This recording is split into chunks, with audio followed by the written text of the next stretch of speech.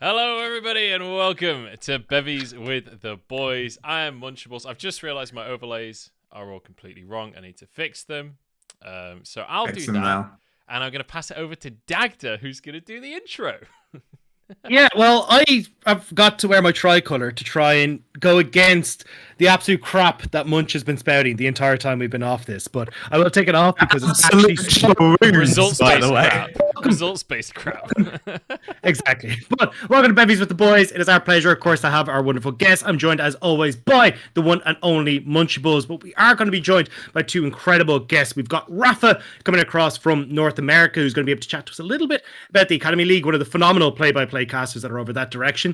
And then we have Veteran as well, who is kind of the all-knowing, all-seeing eye of the ERLs, the European League of Legends Regional League. So excited to have you back, Veteran. Thank you very much for joining us. Thanks for having me. This is honestly my favourite show to go on. Because way back in the day, I used to have it as a policy. Wherever I got interviewed, I had to be able to have a drink with the interviewer, right? And this is the only show for like half a decade where I've been able to maintain that policy. So thank you for doing this. Do you know that's the only reason? That's the only reason we have this show is we heard about your drinking policy on interviews, and we're like, we've got to cater to, we've got to figure out a way. We figured that we'll just throw out the line and hope that the hook lands. So let's do a quick whip around, as we always do at the start of the show. What are we all drinking tonight, gentlemen? Veteran, since you're so excited to talk about drinks, I'll kick it over to you first. Thank God. All right, cool. All right, I have a couple here. All right, so this is Samuel Gelston's Irish whiskey. All right, I'm a big fan of Irish whiskey. It is doing some of the best stuff on the planet right now. And for the price now, I think it is just the best, by the way, because Japanese whiskey is just zoomed through the fucking roof. All right, so I got this on my birthday, but it has remained unopened until now. Okay, so that will be getting opened. But I also have this selection of Compass Box. All right, now these are blends. All right, but I've never had a bad Compass Box. And this is the Peat Monster, the Spice Tree, and something called the Spaniard. All right, so depending on how long this goes, I could be having a lot today. All right, so, and we'll see how I feel about which one I start with after you guys finish the intro. All right, or Dagda can choose. He promises he's not going to be completely biased. I'm hoping for regular reports on this. By the way, I want to hear what. Yeah, I didn't realize we were going to be dealing with a selection tonight. Whiskey Watch with Veteran over in the corner. I like it. That sounds like a show, actually. Let's pass it around this circle of trust. Over to you, Rafa. What are you on tonight, mate? All right, so I was trying to get Angry Orchards, which is by far my favorite hard cider in the Americas. Unfortunately, they didn't have it, so we have to go with the budget version, which is just the Reds. camera swap! What is this? You can't come out of the show! This guy always mugs everyone with his production value, by the way. It's fucking insane. And then a little bonus is that I also have some soju, green grape. The selection. So. Big up to Japanese alcohol, actually. Yeah, just to keep it interesting. Talk about showing us up to start us off. Jesus Christ. It's impossible. But he can't not do it, by the way. That's why I had to get him for my show. All right? Yeah. Like, the rest of them could have said no. I would have found a way to do it anyway. If Rafa said no, though, it's over. Right? I wouldn't have even bothered. No joke. This guy is such a showman. It's insane. I love it.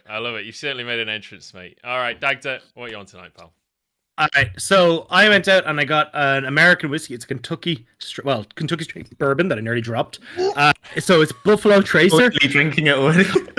Because I knew Veteran was on the show, I went rummaging through my house and I found the biggest ice cube I possibly could. Yeah. Bourbon just to annoy him. So I've got my massive ice cube for my whiskey. Nah. What he's saying is that his whiskey can't be very good if he's gonna do that to it. I've actually already poured a glass of it. That was just because I was really caught. So.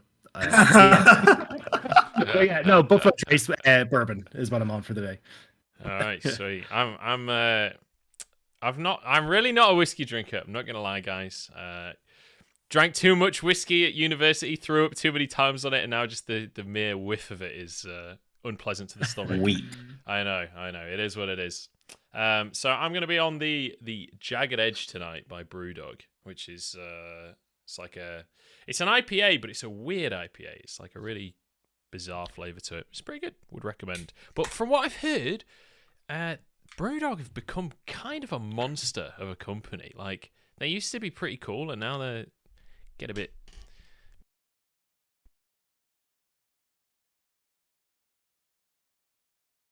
Okay. They are they're from a small pueblo in outside of the capital in Sarate, and they all immigrated first to Germany, a majority of them, some to Spain, before eventually they all came to America like a few years later during the late 80s, early 90s. Germany to Spain to America. That's just bad to worse, isn't it? We are back on the stream, just so everyone is aware. Okay, cool. I think I just found out that Veteran is half Peruvian, so that there is now a bond that I didn't even know that existed that is even stronger now. That is, have you eaten Peruvian food before? Yeah, I have. I've been to Peru many times. Holy shit. Many fucking times. The weird thing is, I recently had Peruvian food in Shanghai, of all places. Really? You can get anything. You can get Really? anything. Peruvian Right? restaurant. Yeah, it was super tasty. All right. Well, now we're gonna have to talk about Peruvian food at some point. What the fuck is the name of that fucking... There was a dish I used to have like 24/7 there, every opportunity, and it's basically just like hot meat on a stick, and I can't fucking remember the name. That's got a Obscure. kebab. Yes. No, he said it. Anticuchos. Anticuchos. Yeah. You know what that is, Dagda or Munchables? No, Hot meat on a skewer. Hot meat. Hot. Well, it's literally hot. Yeah, Heart. heart. Like It's cow literally. heart. Yeah. Oh, okay. Yeah. It is a delicacy, but it's super good. It tastes insane. Hang on, I'm gonna find out the food. I had that before I ever had a kebab. Really? Then, like, I was impressed that meat on a stick existed outside of Peru, but still. That's a very single-minded take on meat on a stick. It was like anticuchos, massive gap. All right, I finally see a kebab, and it's like finally modern technology. Respectful. Yeah, I mean, it took the rest of us a long time, or you a long time to discover the rest of us. Whichever way it is, we'll not point fingers here. All right, let's. All right, which am I drinking? Conversation. All right, Irish or one of the compass boxes? Oh, true. Go for the compass box, I reckon. Okay, which one then? Peat Monster, Spice Tree, or Spaniard? I'm intrigued by Spice Tree. I was going to say Spice Tree as well. So. All right, cool. All right, well, whatever you're going to say, Raafaa, is irrelevant now. You're being outvoted 2-1. Woo! Democracy. So let's talk a little bit about League of Legends. Now, I'm going to be totally honest. I'm going to come completely clean with this. I don't watch much of the League of Legends. I don't watch any NA Academy, except occasionally I'll just pop in just to meme people in the chat. And with the ERLs, I catch up for EU Masters, but with the LPL, I simply do not have time to keep up with all the ERLs. So I think we should, if we're going to talk academies, we should start with a little bit of a kind of a lowdown from you guys on the general deal with EU academies and with the NA academies. And so obviously you guys I know have recently been doing Veterans Show where you talk a lot about the academies. In fact, Veteran, do you want to just let everyone know about your show that is literally for the purpose of this little mini TLDR that we're about to do? Sure. So I do a show called Developing Talent. We're going to alternate between EU and NA shows. That is not bad, actually. The EU shows do deal with a different ERL every week right now, but then once we've cycled through the ERLs once, it will become far more open. And we generally have a guest from the ERL in question for that. And then that's every Sunday, and it will be on YouTube on Monday. And then every Thursday, though this Thursday is actually going to be an exception to that because everybody is really busy being successful in their own right, which is always a detriment to myself.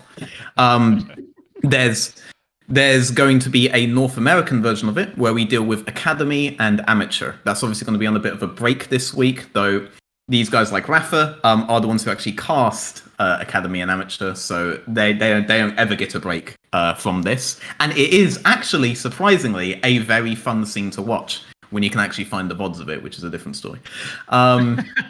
That's Developing Talent. You can check them out on my YouTube channel, which you can find from my Twitter, Veteran EU. The YouTube channel is also Veteran EU. So yeah, go check that out. All right, sweet. Thank you for the little. I don't really know what the word is, but the I guess TLDR of your show. Definitely go check him out. You can see Bob is spamming the link in the chat. For anyone on YouTube, I will link his channel underneath in the description. Anyone on Spotify, just search Veteran EU on Google, find his YouTube channel. You've used the internet before. Come on, this isn't 2022 yet. I don't know. What is wrong with my brain? What are you talking about, dude? I really don't know. The OBS issue. Ask I'm not going to lie. to give you the rundown on NA Academy and Amateur. Just fucking do it while I drink. Hit me with it. Give us a TLDR of what is going on below the LCS over in North America. This Academy year overall, not just split, is by far the most exciting Academy season that we've gotten so far, because with the recent changes to the semi-pro and academy circuit, with the introduction of proving grounds, there is now a bridge between the amateur play and semi-professional play in North America to actually being able to compete with and testing their strength against LCS Academy teams. Because proving grounds allows tournaments to not only feature both semi-professional teams but also academy teams if they wish to participate during the first 3 Tier 2 tournaments, which we are currently in the second one right now over at Risen Champions League. Challengers Uprising was the first one that just ended back in the end of May. And then our third Tier 2 tournament will be hosted by a company called EGL and Helix Esports as a conglomerate combo force. That'll be in the month of July and ending during that time. Once those 3 Tier 2 tournaments ends, there's one final Tier 1 tournament that features some academy teams along with the best semi-pro teams that came from the 3 Tier 2s. And then from there, you'll have the final 8, I believe it's the final 10 seeds of teams that will compete against the top 6 academy teams that placed during the academy season, after they also go through playoffs and an academy finals. And so this all culminates in a Proving Grounds tournament in September, where it will feature the 6 teams that qualified from academy from playoffs, and then the other 10 teams that qualified through the Tier 1 tournament in August for Proving Grounds. Now, the Tier 1 tournament will actually give a chance to the academy teams that didn't make it to playoffs to try and compete against the other semi-pro teams. So that way, if they're better than the other semi-pro teams, then they get another second shot into competing against in the Proving Grounds tournament for September. Or some of the semi-pro teams, like we've had the most famous one, No Org, that won the whole thing in spring, comprised of players like Viper and 5 Fire Value and Big. 2 of those players are now in Immortals Academy for the summer split right now. And nice. Just to kind of show how some of the results have already impacted the academy season going so far. That's awesome to hear. It sounds way more developed than last time I heard about NA Academy, because from the outside perspective, I've never actively followed NA Academy, right? But everything I've heard of NA Academy is that the infrastructure isn't there isn't any support, there isn't enough tournaments, all of these different negatives being thrown that way. So is this year, has there been a huge revamp and a big upgrade to the NA Academy system? And so also to follow on that question, do you think that Proving Grounds this year is going to be a much bigger deal for North America when it comes to scouting talent for the LCS? Absolutely, because beforehand, the best thing that NA had was just the Scouting Grounds events, which in prior seasons to 2019 just took place based on what your solo queue placement was in the ladder. And so they would take the top 5 players for mid lane, the top 5 players for jungle, top 5 players for top AD and support, and then coaches from each of the LCS teams would try and draft them into 4 different teams, and then you would just play from there. And then at the end of the event, LCS teams would decide whether they wanted to sign players into the org, and then they can choose what to do with them, whether they want to put them in an academy roster, put them straight into LCS. Sometimes what would happen actually, which is really fucking sad. I'm sorry if I just. Yeah. We Dude, good to go for it. The theme Dude, here is that we're in the pub having a We're all drink. drinking. Do I not feel worry like about this is language, just it's okay what it's. Yeah. Cheers. Okay. Talk how the fuck you want. Exactly. What was fucking sad in the past is that sometimes LCS teams would sign a player from Haunted Scouting Grounds, and then they would just sell their contract later on and actually didn't do anything with them. So there was no real protection and guarantee for players who even participated in Scouting Grounds in the past to actually be offered or start playing on a team. The system kind of revamped with the Scouting Grounds circuit during the 2019 season, which is then when some amateur orgs were being offered to be partnered with Faceit and Riot to run tournaments that would add up points into a qualification circuit. Then that would determine who gets to play in the Scouting Grounds event later on in the year. There's a lot of problems though, and there's a lot of orgs that were sketchy as fuck, and they were super abusive and trying to take advantage of the system. A lot of NA fans are gonna hilariously remember the Player One Esports scandal of 2019, where this org tried to sign teams into an exclusivity agreement where you cannot participate in any other league going on while you're in our tournament, even if those tournaments were part of the same qualification circuit. So because they wanted them to be like, what? Yeah, we're gonna have a big product. It's stupid. It was fucking stupid, yeah, all the teams shut it down immediately, like ASAP, and it failed and it botched. It was another case where some 19-year-old got a lot of money from their parents and was like, all right, I'm gonna run an esports org, and hell as old as time itself.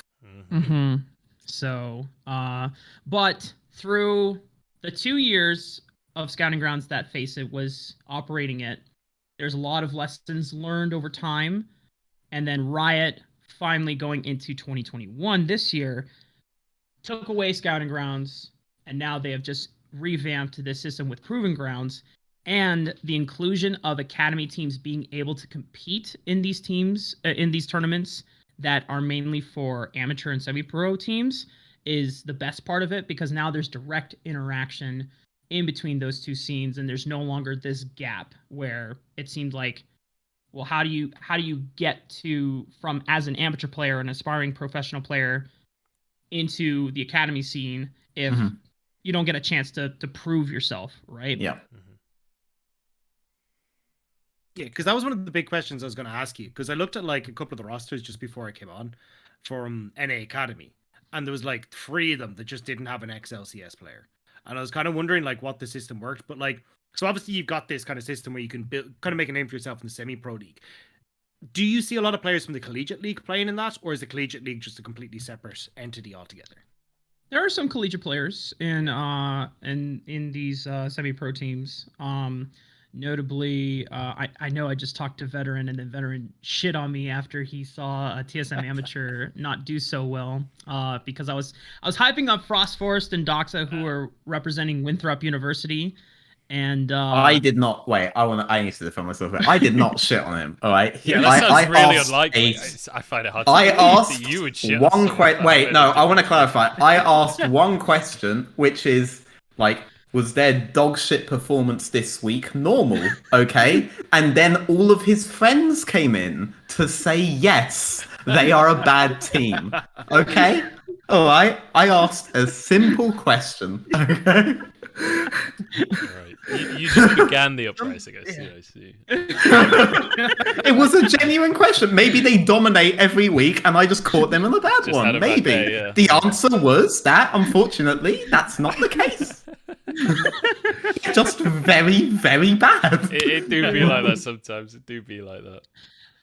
They, I believe they did get knocked out yesterday from for playoffs. So or they didn't make it into playoffs. So TSM Amateur not doing so hot. But I also want to argue that group was very difficult because you have Evil Geniuses Prodigies, who are probably undisputedly the best LCS affiliated amateur team, and then Resolve, who is another like top 4 prospective team.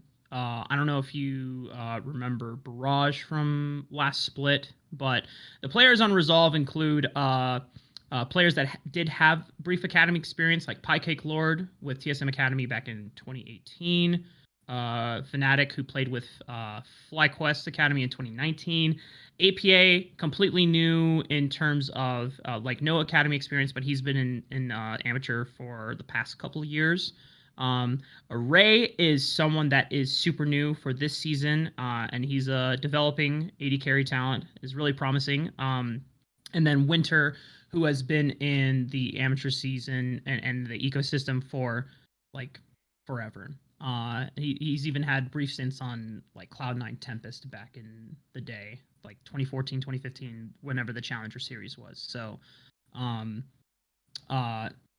there's a lot, like you said, Dagda, there's a lot of ex academy players. Yeah. There's some ex LCS players like Arrow, who is if you don't know Arrow, then you haven't been watching League of Legends for quite a long time as us, but he's on Wildcard Red, and they have a mixture of some academy players and new players as well. So a lot of the top amateur teams right now are mainly teams that have a blend of new talent and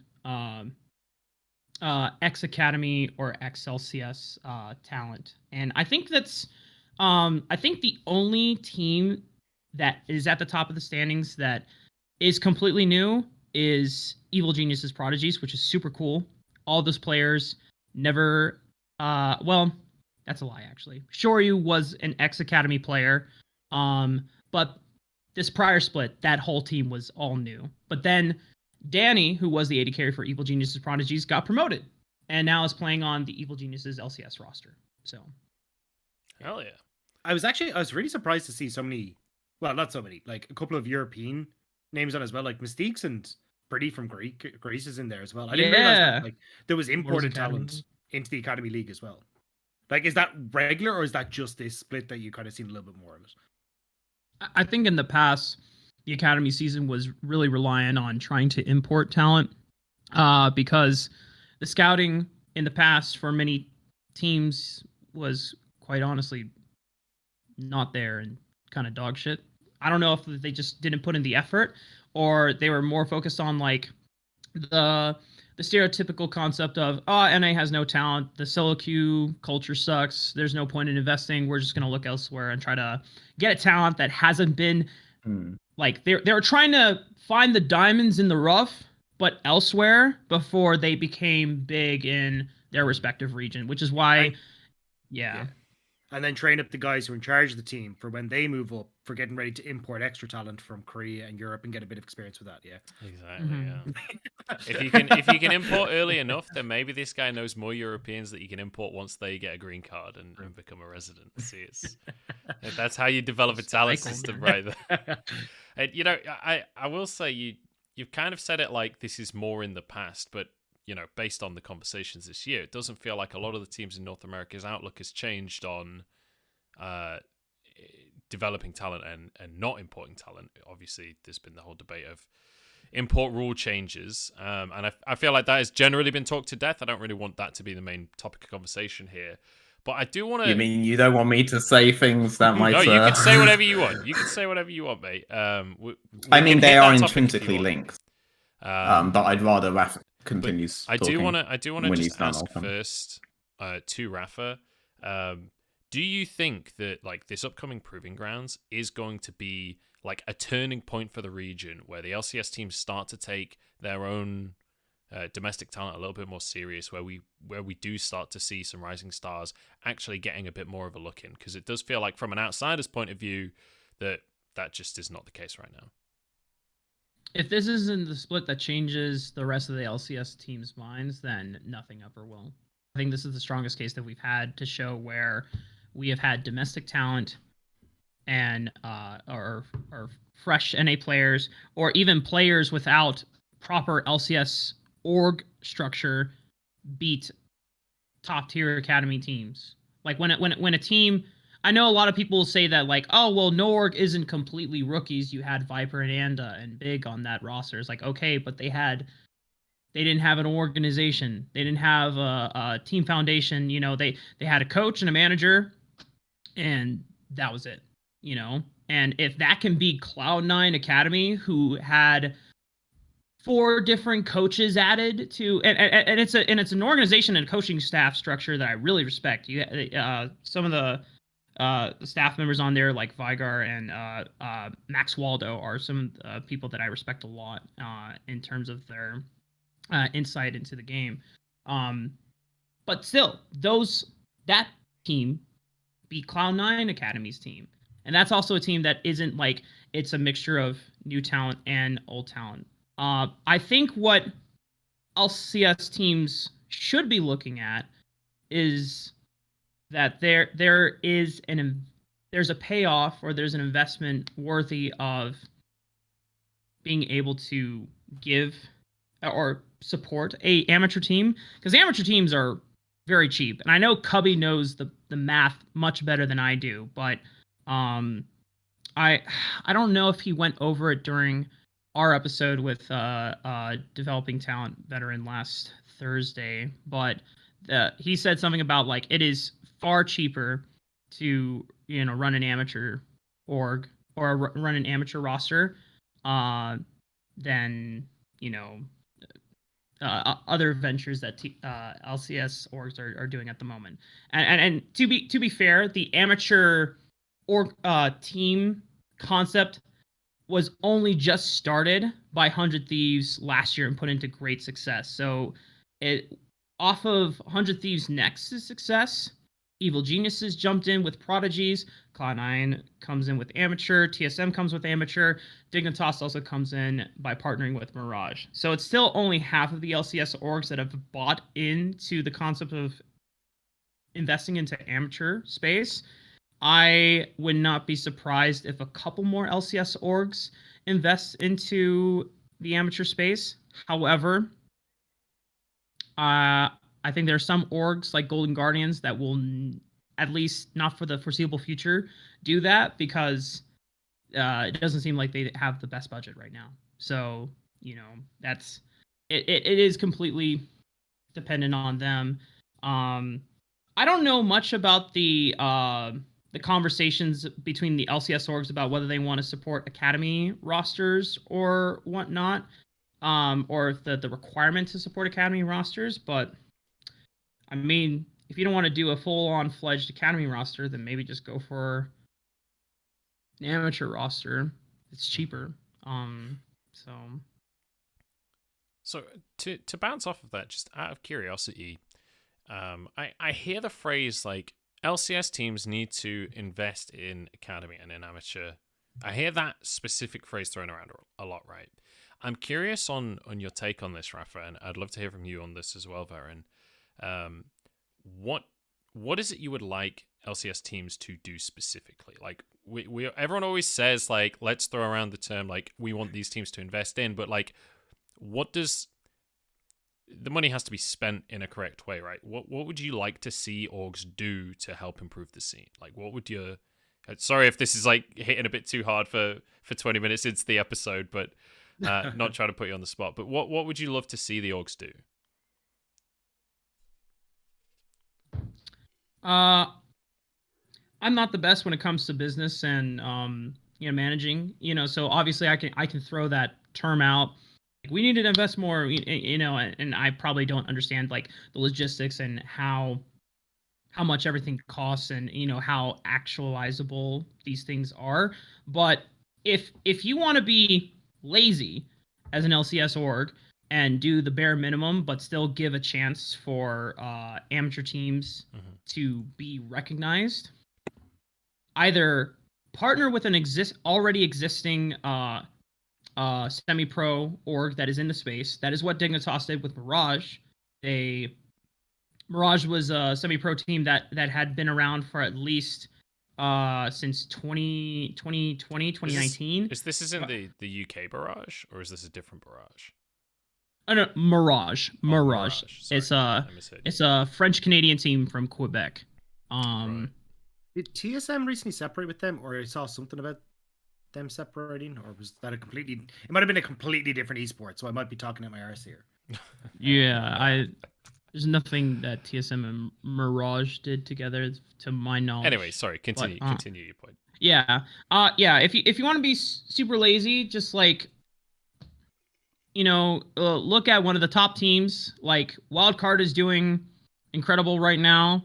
If you're Team Liquid Immortals, probably not Golden Guardians because they're struggling with budget, but trying to think of FlyQuest and there's one more team and I can't. TSM Cloud9, Evil Geniuses, CLG. Yeah. If you're one of those 4 teams and you want to pick up an amateur, partnering with a semi-pro org that is complete, that has staff and is dedicated to scouting talent, and they already have talented coaches and an infrastructure that is focused on looking for new talent, then you partner with them. You give them I don't know, like, I'm not going to throw out numbers because I don't know how, like, 2 billion. Just a small number. Ha! I fucking wish. At least 3. Shit.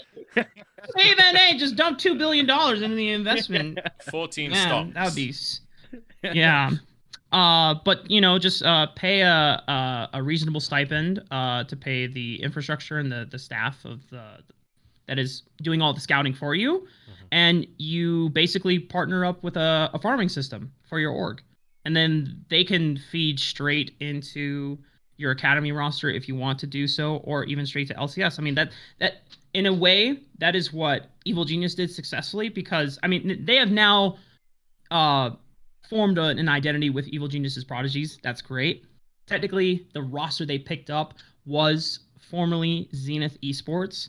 I don't know what happened to Zenith Esports during the buyout or whatever, but Evil Geniuses were working with them long before the officially made the before it became official, and they swapped over to the rebrand for the roster. But I mean, that's one way, right? You already, you don't have to like create an amateur roster from scratch. You can just fucking buy one and then just form a partnership with, like, all right, you guys are now our dedicated farm system, so this is our AAA league for any like baseball fans, if there are any. I understand if there's not, but I've seen a couple of games. Yeah, I know they've got the bat. I saw a movie about it. Yeah. The movie was probably more exciting than the game. It's called The Mighty Ducks. It's a good movie. Yeah.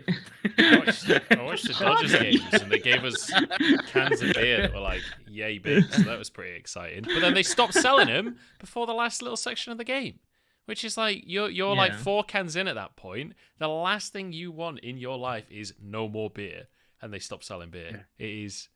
It's a nightmare system. Because I went to a Red Sox game. And I was like, oh, cool, we get the experience. We arrived at like the 3rd inning or whatever it was. And I went out at like the 7th or 8th inning. I was like, cool, I'm going to go get more beer. And everything was closed. I was like, it's unbelievable. It's closed. And, do you know, I went and asked them why that is. I was like, why have you stopped selling beer? Because someone was just like closing up the kiosk or whatever. And they're like, oh, it's so nobody drives home drunk. We've just had like an hour and a half to drink. You think people are going to sober up in 20 minutes? Are you fucking kidding me? Like, what the fuck? I legitimately just laughed and walked away. Like, Jesus. I don't know what you can say. Anyway, sorry. Completely tangented there. Tangent. No, it's all you good. got me started on American sports. Please finish your point, and then I'm really keen to hear what Veteran has to say on how to spend money in Academy as well. Yeah. Just partner with an already existing and successful amateur org. Make a partnership, make them your dedicated farm system, and that's because technically that's why Dignitas Mirage exists, because it is from the outside looking in, it seems like it's a partnership. Mirage still gets to retain their brand and their name. They're not complete. They haven't been dissolved and liquefied, right? They still exist. It's just like, hey, Dignitas works with these guys as your farm system. Or you can be like, I think TSM, who held scouting combines. It's much more lengthy process. But if you want to invest in it, and TSM put a bunch of videos out that they are very dedicated to the development of NA talent. So, I'm not going to comment whether I think it is successful or not. But I appreciate that they picked out two of my favorite players. I'd love for you to comment on that, actually. The fact that you said you don't want to comment, I think, in of itself is a comment. I mean, like, it's just around a couple of beers. It's just hard when you have conflicting statements in the past about like imports, and then you say, hey, we want to develop NA talent. So like, I'm not completely sold yet, but I appreciate the effort they're putting in. You're getting a bit of whiplash from the messaging. Yeah. I mean, 100 Thieves also did a really good job. I mean, they didn't necessarily hold scouting combines, if I remember correctly, but they just promote players.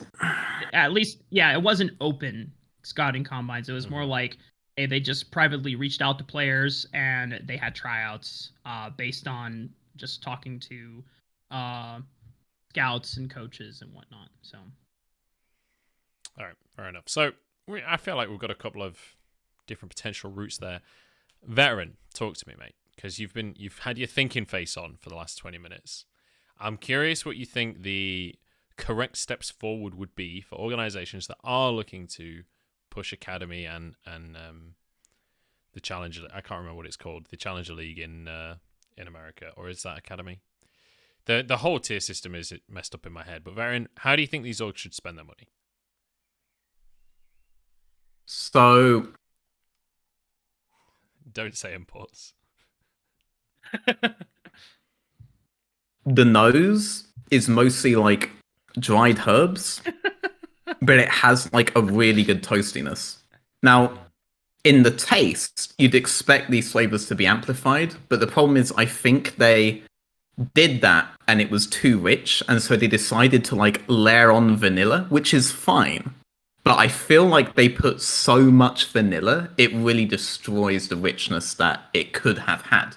But in the nose, not in the nose, in the finish, the toastiness really does come back, and all the richness really does come back, and is much stronger than it was in the nose.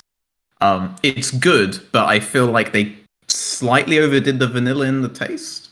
But it's good outside of that. And the taste is not bad. It's just like I feel like it could very easily have been like S tier with like one simple change.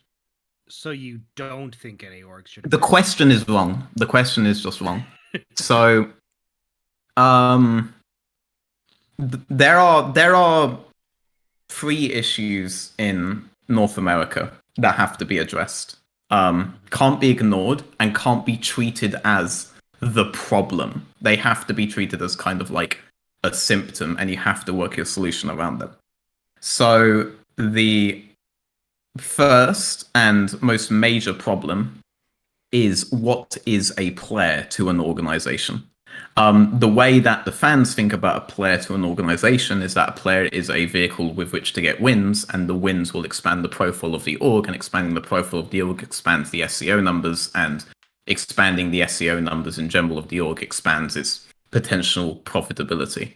That is half true. Players are a really good vehicle for SEO figures, and you guys will have heard me say that as a result, orgs are going to target players with high SEO figures. And those always exist when you look at experienced players, right?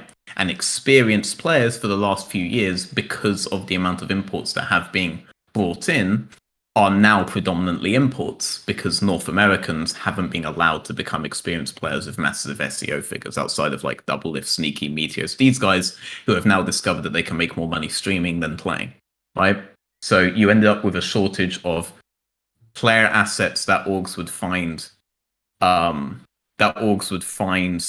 to be like profitable because of those 2 reasons. One of which is org based. They bought in imports because they already had more SEO figures. Like the Nordic countries really fucking loved their players, right? And they really loved esports in the way North America did not. So they brought in like Bjergsen and Jensen and all of these guys, right? And they did reap the rewards of it, but as a result, by having less NA talent, they also had less NA veterans in which to bring up. That veterancy is why players like Dardoch have been able to stay so much, even though they're clearly a competitive problem. It's because the competitive part is incidental. Now, this is one thing that I've said a lot. Something that I haven't said a lot, but absolutely has to be talked about, is that we saw a shift a couple of years ago in how players are viewed and how they make money. This is still problem one. The second function of players to make money for the orgs is in their buyouts, because players are essentially assets, but assets of speculative value.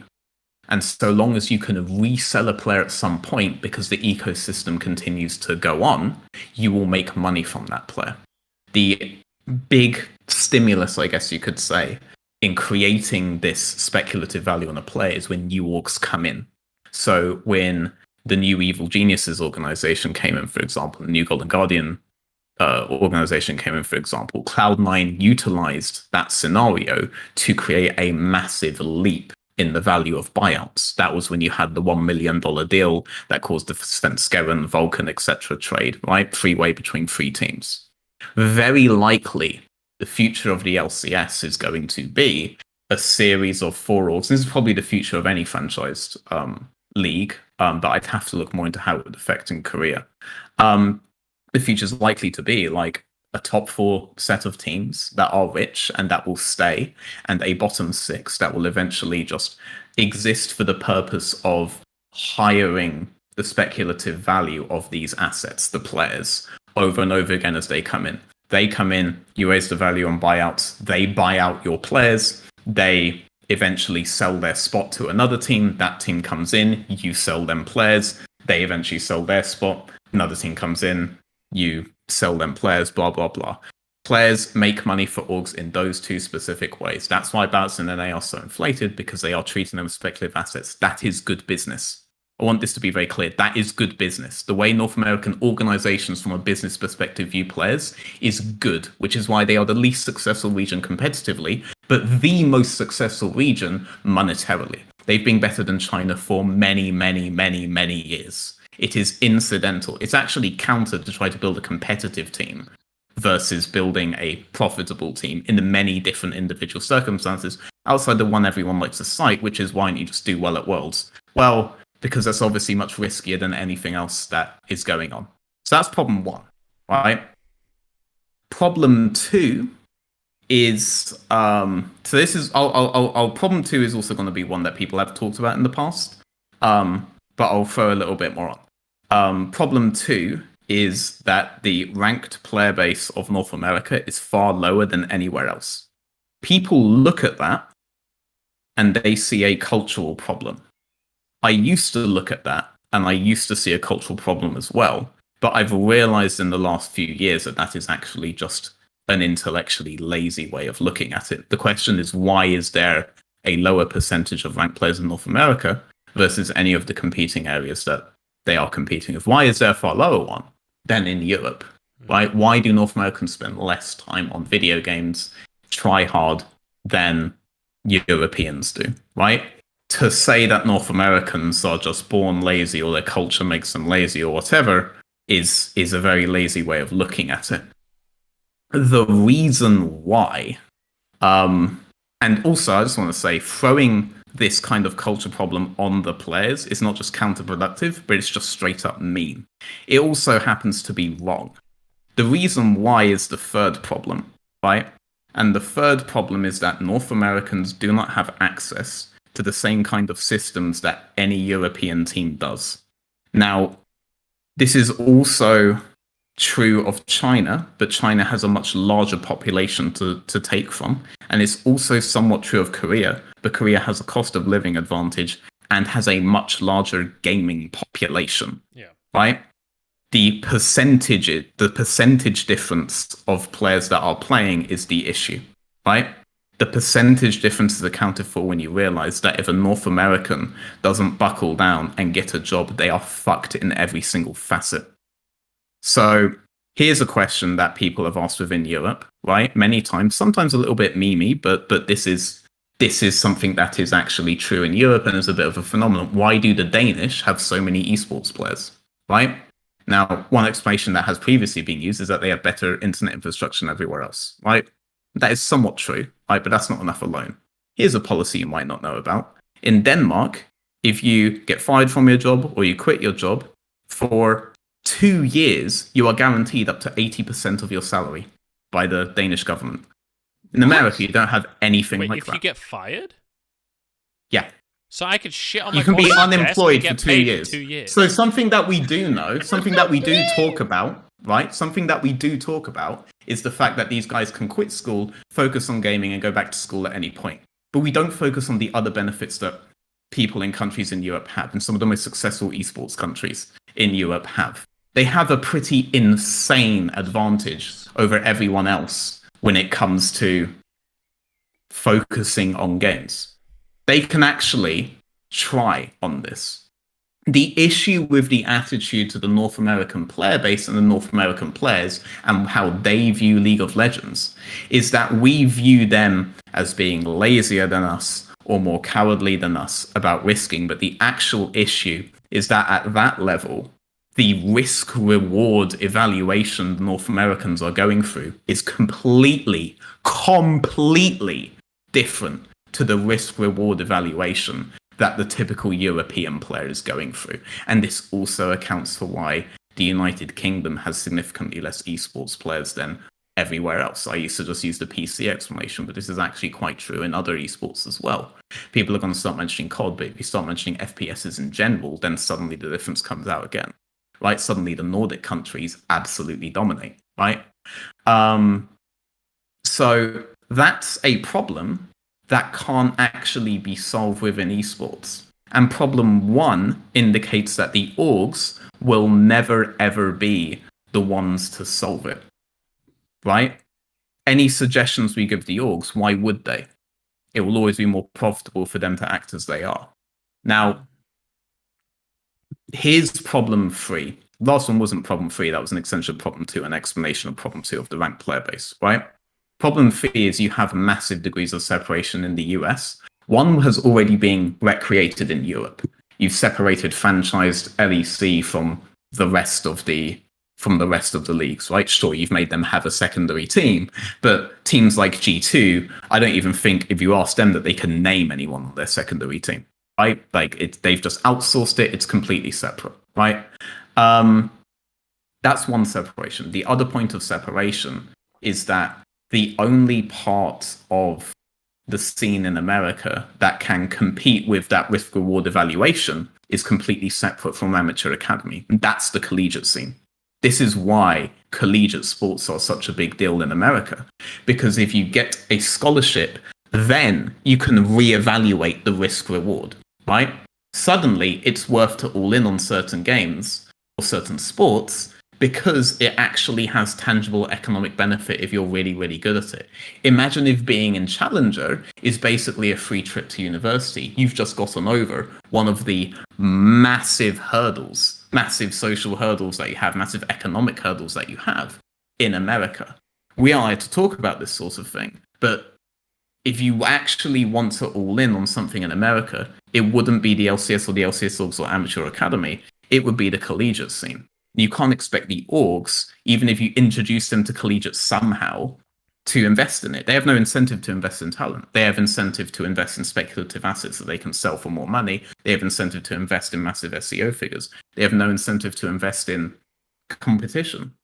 They do just fine, better than any other scene in the world monetarily, without ever doing anything at Worlds. The idea that they'd ever care about Worlds is completely ludicrous. You're attacking it from the wrong place. The question is wrong. The interviewer is already drunk, and I'm the only one drinking real alcohol, so that's actually pretty fucking impressive.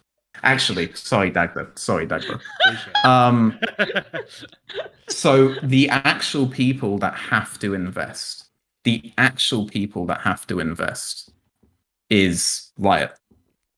Riot actually have to use the money that they have, and Riot are not unprone to invest. In fact, Riot's running at a deficit when it comes to esports since basically day one is the reason why there is so much investor confidence in the leagues. Today, Well, today, if you're watching us on Twitch, in which case you're a real one, right? If you're on YouTube, today is in fact the 29th of June, all right? Today, BDS Sport orders announced that BDS Sport Schalke's slot for 31 million, right? $31 million. That's a slot that Schalke bought for $10 million. Why is there so much investor confidence in esports? A massive part of that is because Riot has shown time and time again they're willing to run at a deficit to prop up the esports scene. Esports, especially League of Legends esports, is viewed as a very safe investment so long as Riot continue to do that. If Riot was to do that in the collegiate scene, find a way to bridge the gap between collegiate and amateur, and make collegiate a direct route to LCS in the long run, you will be able to bypass the economic issues that currently drive Americans away from ranked, and you will increase investor confidence in the LCS as a whole and in North American esports as a whole. And given that Riot make a cut on basically anything that they end up taking full control of in esports, which is not something I necessarily like, but given that they do that, there is actually an incentive there for them to start looking into doing this sort of thing. That would be my suggestion. Can never expect it from the orgs and the system they've had. Franchising is just a gateway for the orgs to care about worlds less, to care about talent less. And orgs push for less import restrictions because they get to trade speculative assets much, much easier. Right? And they're only going to use success at Worlds to get them that. That's all they care about. They don't care about success at Worlds. They care that you care about success at Worlds. So they can use that to get less success at Worlds, but make more money. They've never cared about success at Worlds. And I think viewing this as something the LCS orgs will or ever be incentivized to fix is just ludicrous. I think this is the only realistic route you can look at. And this is the only way. You have to bridge the gap. And between collegiate and LCS, you have to have Riot run further into deficits to actually prop up the collegiate scene. And that gets rid of the economic issue that the typical North American player has, which changes the risk-reward evaluation, which gets North Americans more into League of Legends. And eventually, in a couple of years' time, you will finally have the player base that you need to have a good solo queue, to have a good competitive scene, and to finally start building players that will win worlds, and not players of people where we make the same retirement joke over and over and over again. All right? Okay? Go on, England, and thank you. So I want to follow up on your problem one a little bit, because you were kind of talking about, hey, look, you're going to end up with 3-4 teams that are going to be in the top of NA. I'm actually going to bring this back to Europe. That doesn't necessarily matter for the rest of it, but that's what I believe will happen. Yeah. But I'm actually, because like I feel like we have that in the URLs, right? You've got 2 to 3 regions that are just really, really good, where you've got Germany, France, who kind of take out the good talent.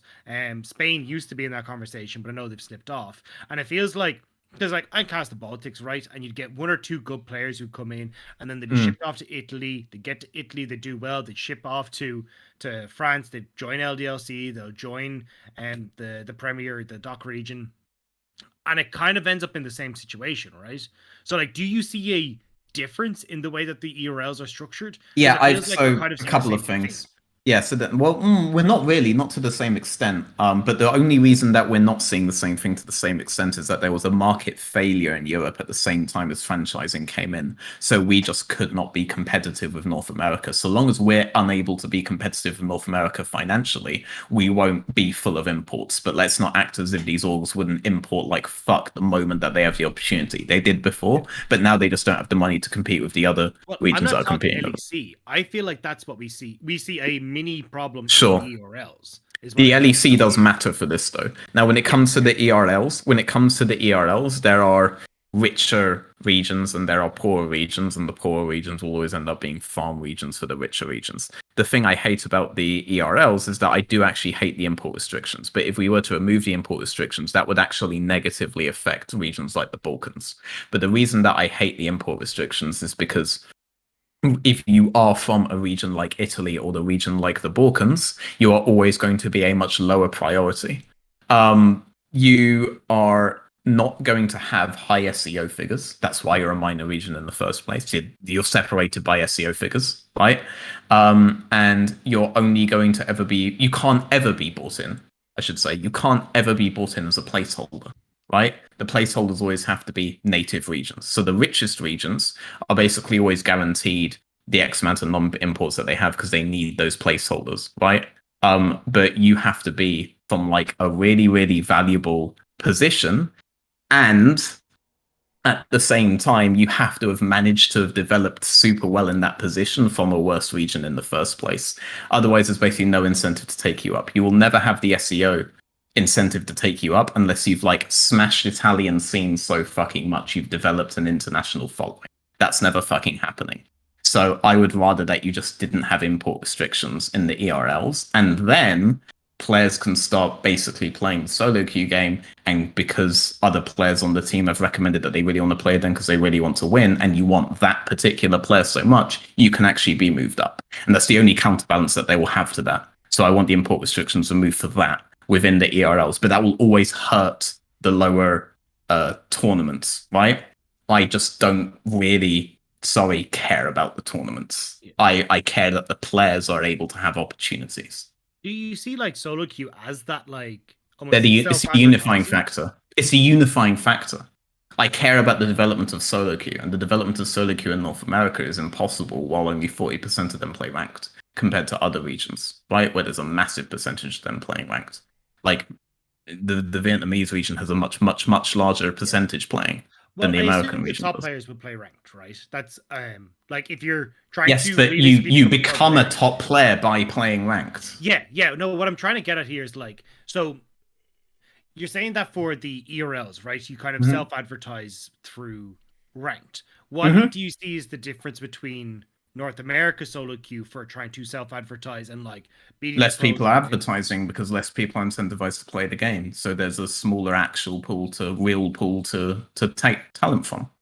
Like they don't have an incentive to try hard in solo queue because they have a bunch of other economic barriers that prevent them actually all-inning on the game, and you have to offset those economic barriers. So from a young age, if they know that if they're really good at League of Legends, they can go to a decent university from it, and it's actually like a lot of people don't even know the collegiate scene exists, right?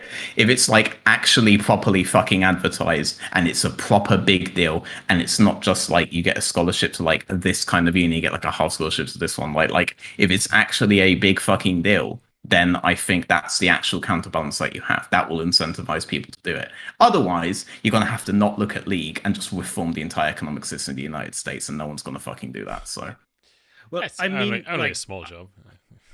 And like, sorry, I'm not doing this to like come at you. I'm just curious because like I'm not an expert in policy throughout EU. Is there throughout EU just a better economic policy across? I know you've mentioned countries like there's a much better. Yeah, I mean, in the countries that are actually successful, yes, there is. Yeah. So I suppose like I'm kind of thinking of the little guy, right? Because I cast the Baltics, like it kind of has a special place for me. So like I'm always worried when I like people start talking about. Hey, or in the countries that per capita are successful, I should say. Some countries just have a much larger population, so they're more successful. But like, look at per capita UK. Right? In esports in general, it doesn't exist. Nordics are literally just known to own a fucking esport, right? Like, no, my one is just I'm more concerned. Like, it feels like if you end up having an opportunity where you remove all these barriers for like transfers between the ERLs, you end up in a situation where the Baltics just goes to absolute crap. You end up the Baltic tournament goes to crap, but the Baltic players suddenly have far more opportunities to expand and show and prove to the biggest audience that they can do well. Let him finish the question. Well, that's what I'm actually curious. No, I glad that you brought it because my follow-up was like, because I feel like what ends up happening is you get that immediately, right? You do get that free flow for the guys that are really, really good right now. But if the Baltics as a whole takes a step back because, say, a lot of the really good players have moved on, well, then the Baltics as a whole does not get better. Because like the Irish scene sucks for League of Legends. Oh, I see what you're saying. Like a lot of our good players got nicked by the UK. Like, well, no kind of moved on to the UK. Yeah.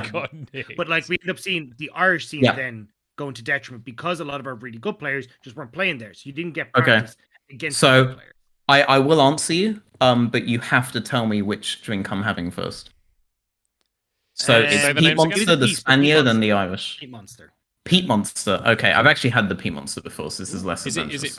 I actually really love the peat Peat District, or the Peat District is so Islay is very well known for peat. Peat is basically So well, it's a blend. So it's from a lot of things. But Isleys are known to be PT. Technically, they're called Islas, but they're spelled Islay. So if I say Islay, everyone will Google the fucking right thing.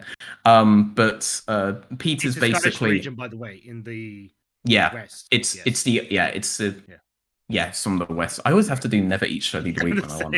Yeah. Peat's basically the vegetation runoff from rivers, right? And PT flavors are generally very, very smoky flavors as a result.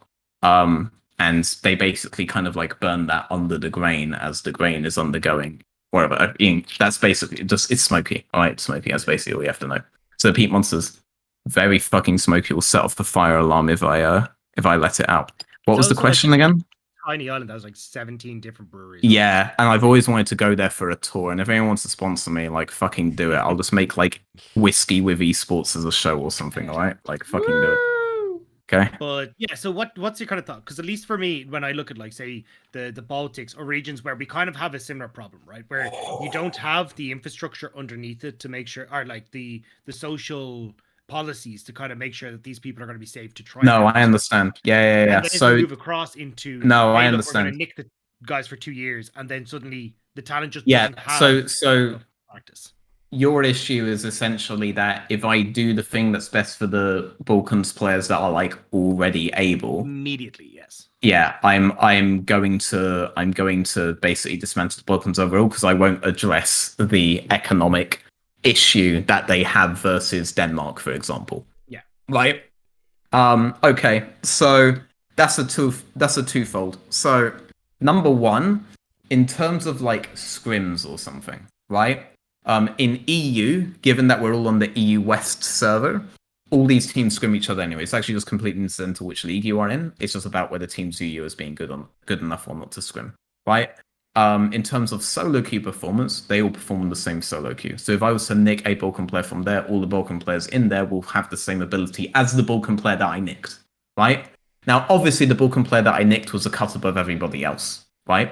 I do not actually have a solution for the economic disparities there outside of just start the same revolution you have to start in America, right? And stop being fucking lazy about it.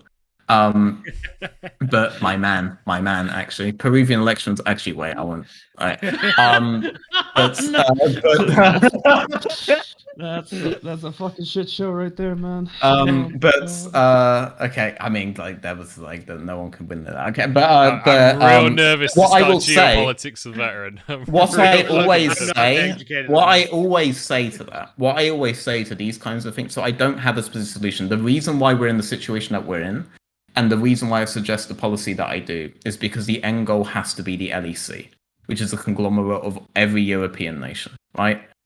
European, not European Union, but every European nation, right? Like it's a conglomerate of that, and as a result, we have to view things through that lens. We have to view it as let's get the best European players that we can into the LEC, and how do we do that? In North America, you have to view as how do we get the best North American players that we can into the LCS. You could have equally asked me, and it would have been a far harder question to answer. How did the Canadians deal with it if all of the collegiate scene is in? Because collegiate isn't really a thing in Canada, right? And they don't really need collegiate for the same reason the Americans need collegiate. And that would be completely accurate, right? And that would be a problem that I wouldn't really be able to answer, right? What I would say is that in this situation, there's a phrase that I really, really, really like that I always remember when I pursue these sorts of things, or when I at least call for these sorts of things, which is don't let the good be the enemy of the great, right?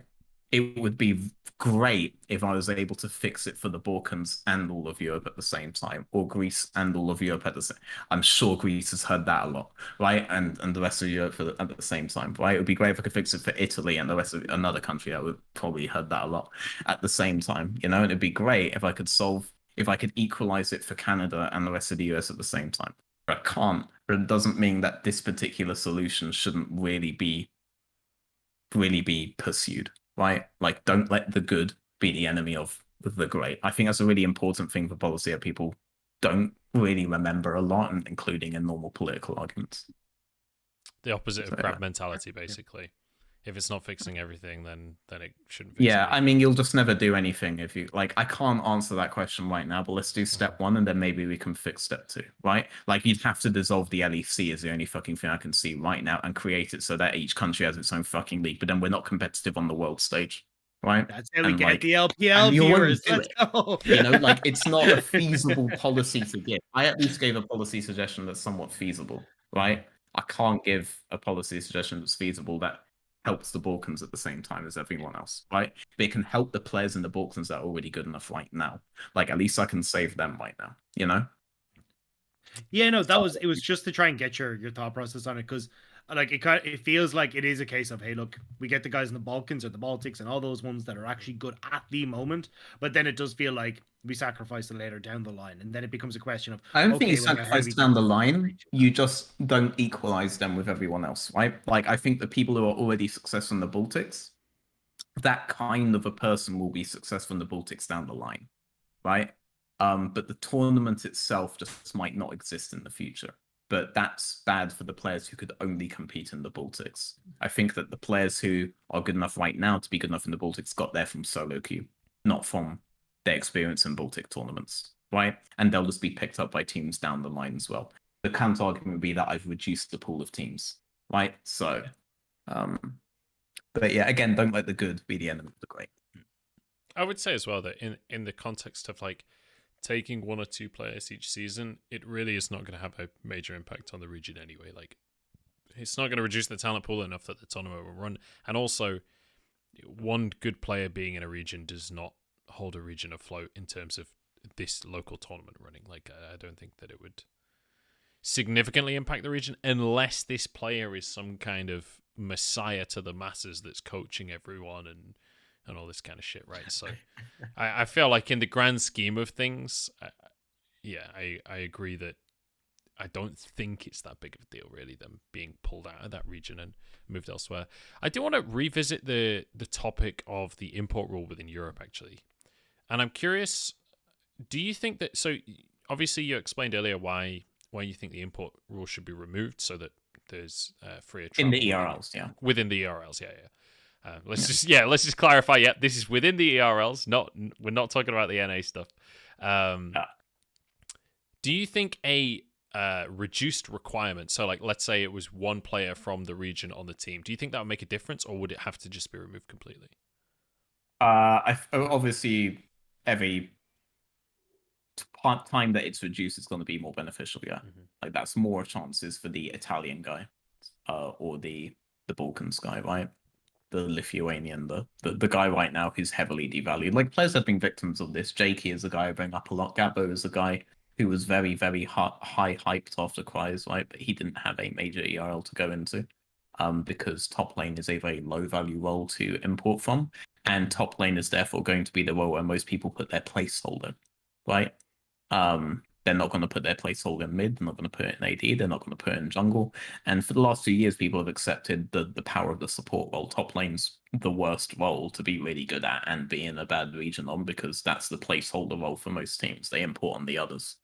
And then if it's only down to one, you might still have that issue. If they have a really good support jungle AD mid that they have access to, top will get shafted, right? So obviously dropping it down to 0 would be the best. And if they dropped it down to 2 or to 1, well, they've dropped it down to 2 in a lot. If they drop it down to 1, I would still demand 0.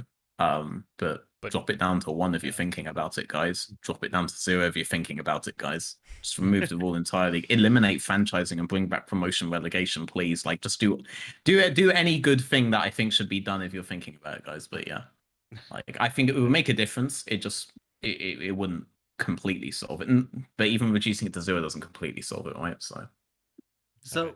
I'm going to toss out a really weird question. Why do you think? Because I'm looking, I see Mystiques, I see Pretty over in NA. Why do we not import from NA?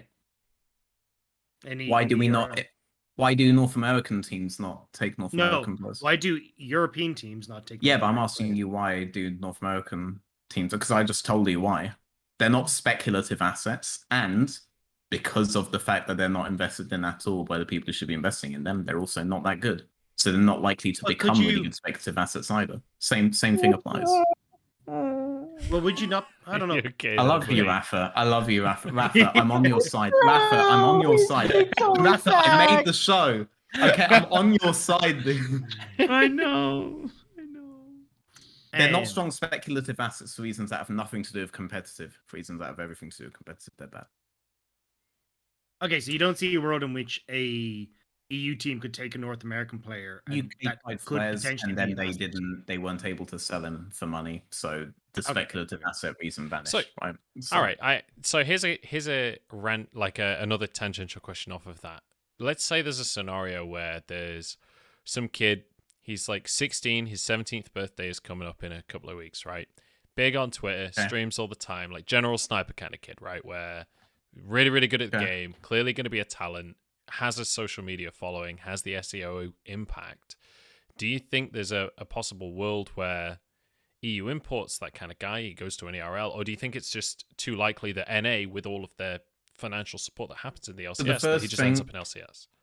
Sure. So the first thing I'd say to that guy is that this is going to be really useful in a year's time. And what you have to remember is every time that you are invited to one of these after parties, or you are invited to like a party at a mate's house or something like this, just buying like a block of cheese and eating it beforehand will allow you to have far more alcohol than any of your friends can over a much longer period of time, right? Because the hard calcium will What if actually he's prevent the lactose intolerant? digestion of said alcohol. Huh? What if he's lactose Oh. intolerant? Oh, you're... Well, I'm sorry. Joe but- asking for personal reasons. I'm sorry.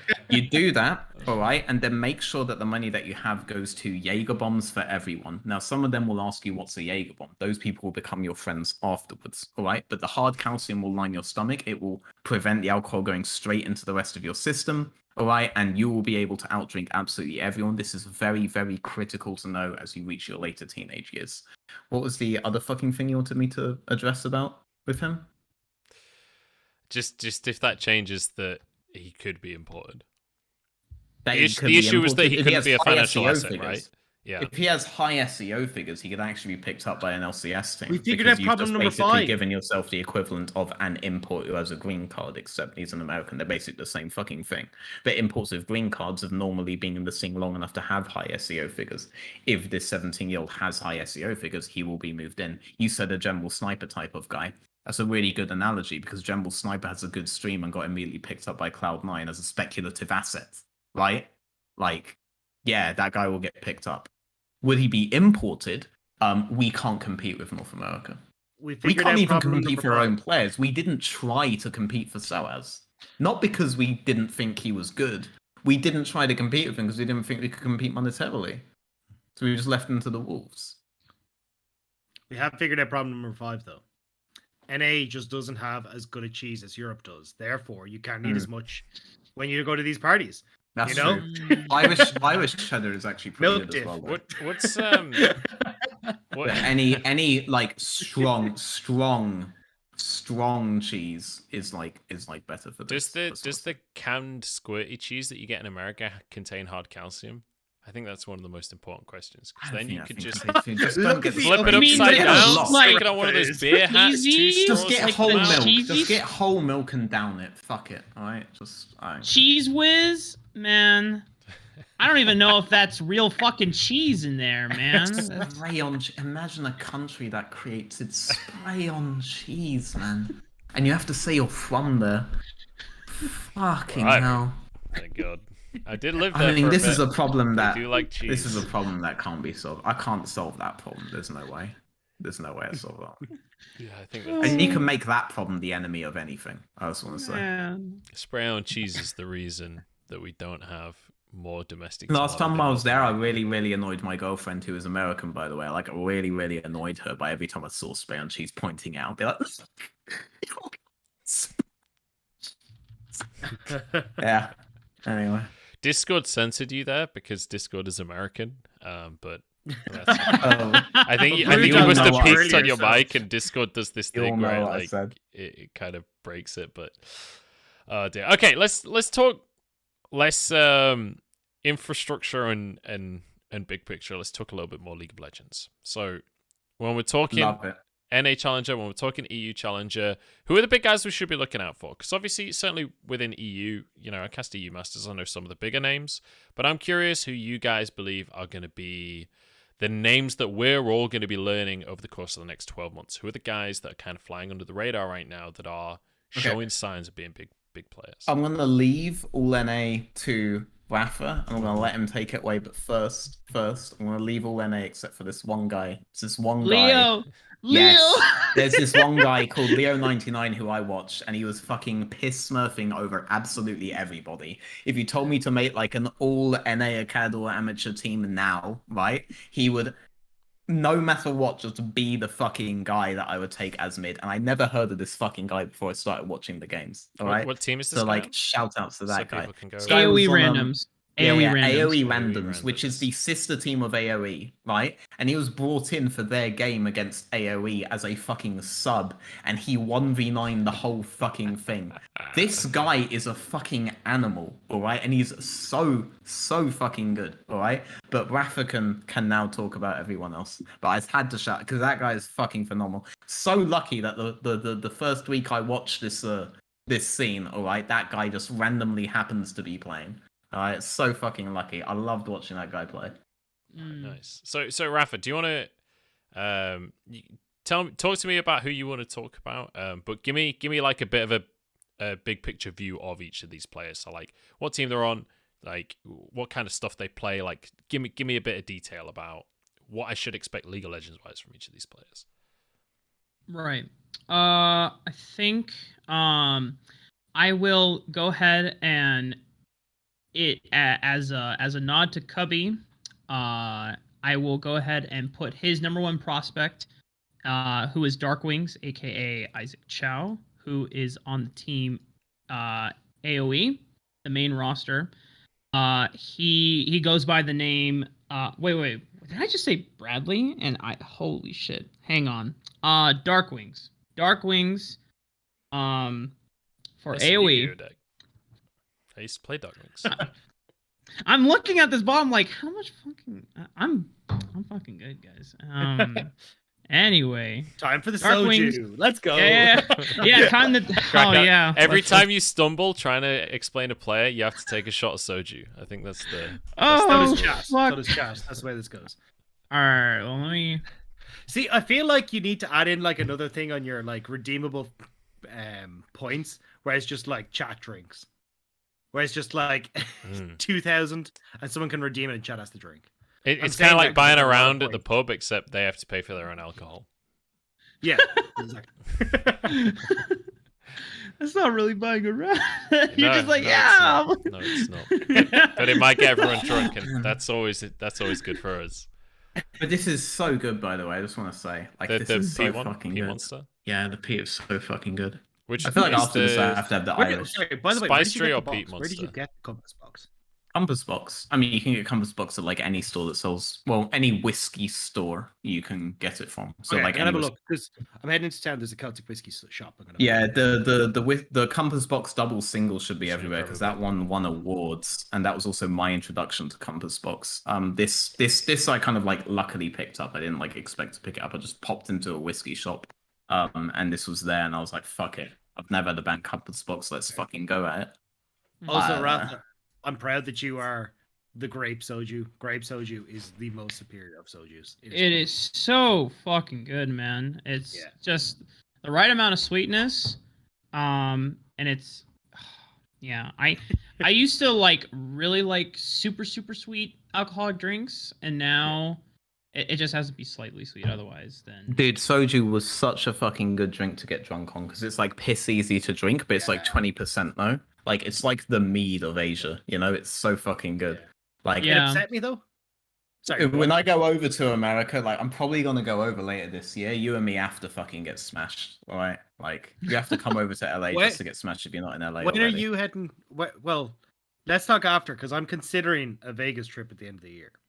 Oh my! Hey, I'm in Utah. Vegas is literally like an hour drive from me, man. It is. Really? Yeah. We get together, boys. We do it. We fucking go to town. I'll stream that shit. Fuck it. Put the matriculating up and I'm streaming that shit, man. We're going to town. Alright? We're bashing out the esports money.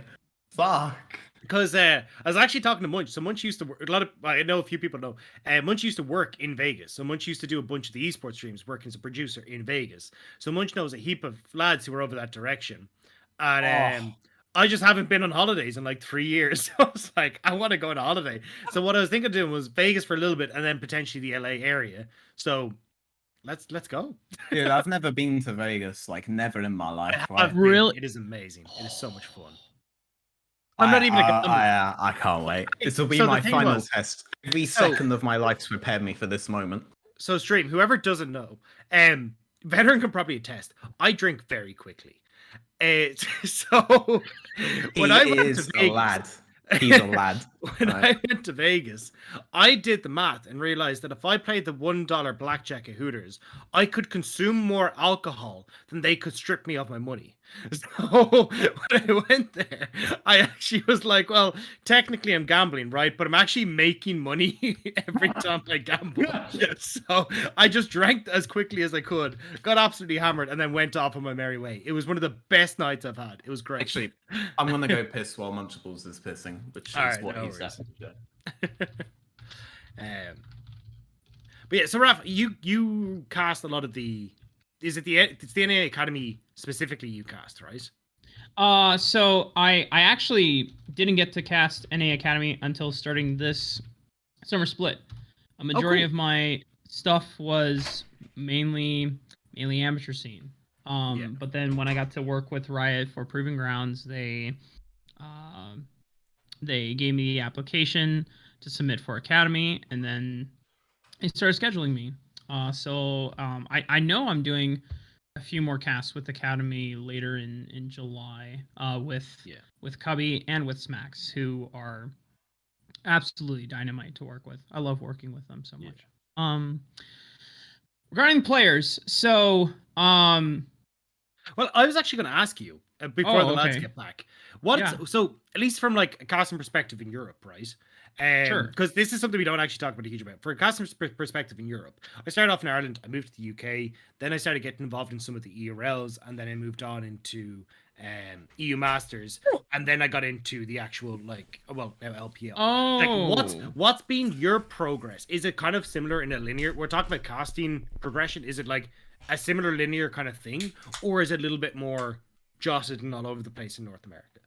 There was no defined path for casters, and even there still really isn't. But with the introduction of Proving Grounds, there is now like an amateur scene where casters can, if they're starting to get good enough that they've gone past the awkward fundamentals and that they can do a decent job of casting games, then it's all about developing their personal style and their own brand, and also up to them to start reaching out to players and making content and making themselves known in the scene. And before Proving Grounds, actually, it was really hard for casters to like kind of know where to go, because if you look at the most like the last North American caster that we added that wasn't like a former coach or a former professional player was Captain Flowers. I mean, Raz technically is the newest addition to LCS. Yeah, he came from LPL though. So he came from LPL, and then he was a coach for Golden Guardians Academy as well. So like Captain Flowers is like the most recent, straight from the depths of fucking amateur and Reddit, where he popped off on his clip, and then that got him noticed. And so basically everyone that I talked to when I was first starting out back in 2018, people were like, oh, I guess what we got to do is we just got to make a fucking hype clip, get it to 1 million likes on Reddit, and hopefully Riot sees it, right? Because there's no other way. I got hired, by the way. Is it true? Shit. No, the first way I got hired was, so basically I realized that Origin were they were basically posting their scrims on YouTube, right? And that was getting traction on Reddit. Yeah, so I co-authored a analysis of their scrims in a Google Doc and posted that on Reddit. and I got Nice. hired by Origin after that. That was I mean, quite smart.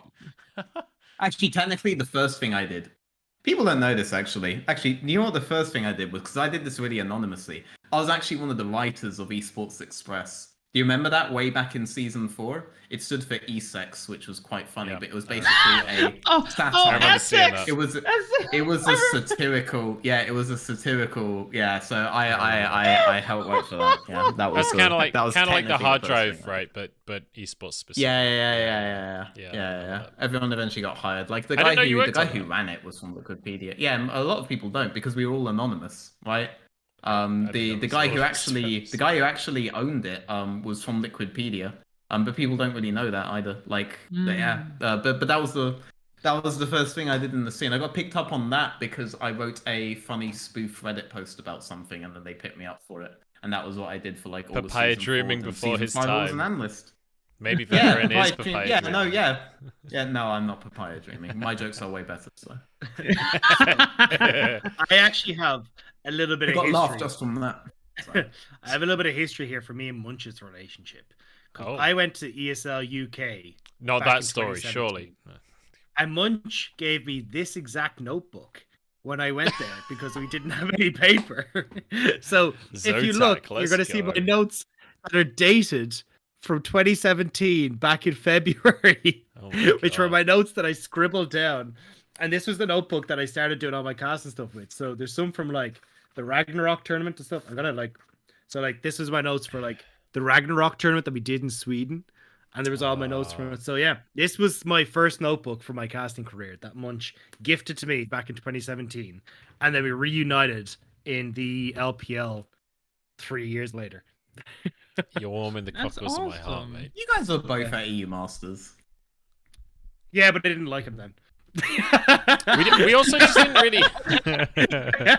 Don't worry, it was mutual. We met both of you at the same time. It was a banger of a tournament. We also didn't really know each other during that tournament. So like I think people that have only because obviously both of our profiles have grown significantly since joining the LPL. So that EU Masters that Veteran is referencing is like right before we joined the LPL at the end of 2019, right? 2019, yeah.